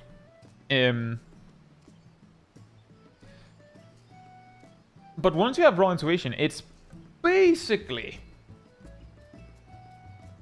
the boss has to have an overwhelming amount of damage, and if Warrior can't do it, then almost no one can. Like, there's some super specific cases where it's like, Paladin can do that one, but Warrior can't. And things like that. Well, I will add, Lemon, that you are catching the tail end of the stream, but the VOD will be there, so you can enjoy the soloing from start to finish. And speaking of which, if you are enjoying the, or if you did enjoy this stream, it helps me a lot if you leave a like on it here on YouTube. You know, tell the algorithm this was an enjoyable stream, like other people's enjoyed as well. So thank you so much in advance. And if you'd like to be part of the Discord community server, there's a link right there in the chat. There you will find the weekly schedule where you can see what else is coming up in the coming days. I usually update it Sunday or Monday. You'll also find the announcement room with links to videos and streams when I put them out. And if you grab the reminder roll, you get a notification whenever. The reminder roll in the role assignment room, you'll get a notification whenever I post a video stream, as well as an extra one around 15 minutes before stream starts, so you can catch it right when we go live. And if you'd like to support the channel even more directly, you can become a member of the channel, you can gift memberships, you can use the super chat system, or if you don't like any of that, there's also the Ko-Fi link in the chat that I will post it right there. It all helps support me and the channel directly, so I can focus on doing stuff like this with all of you. So thank you so much for the support. But that'll be it from me tonight. So good night, good morning, afternoon, or evening, depending where you are in the world, and I hope to see you all very soon. Bye bye!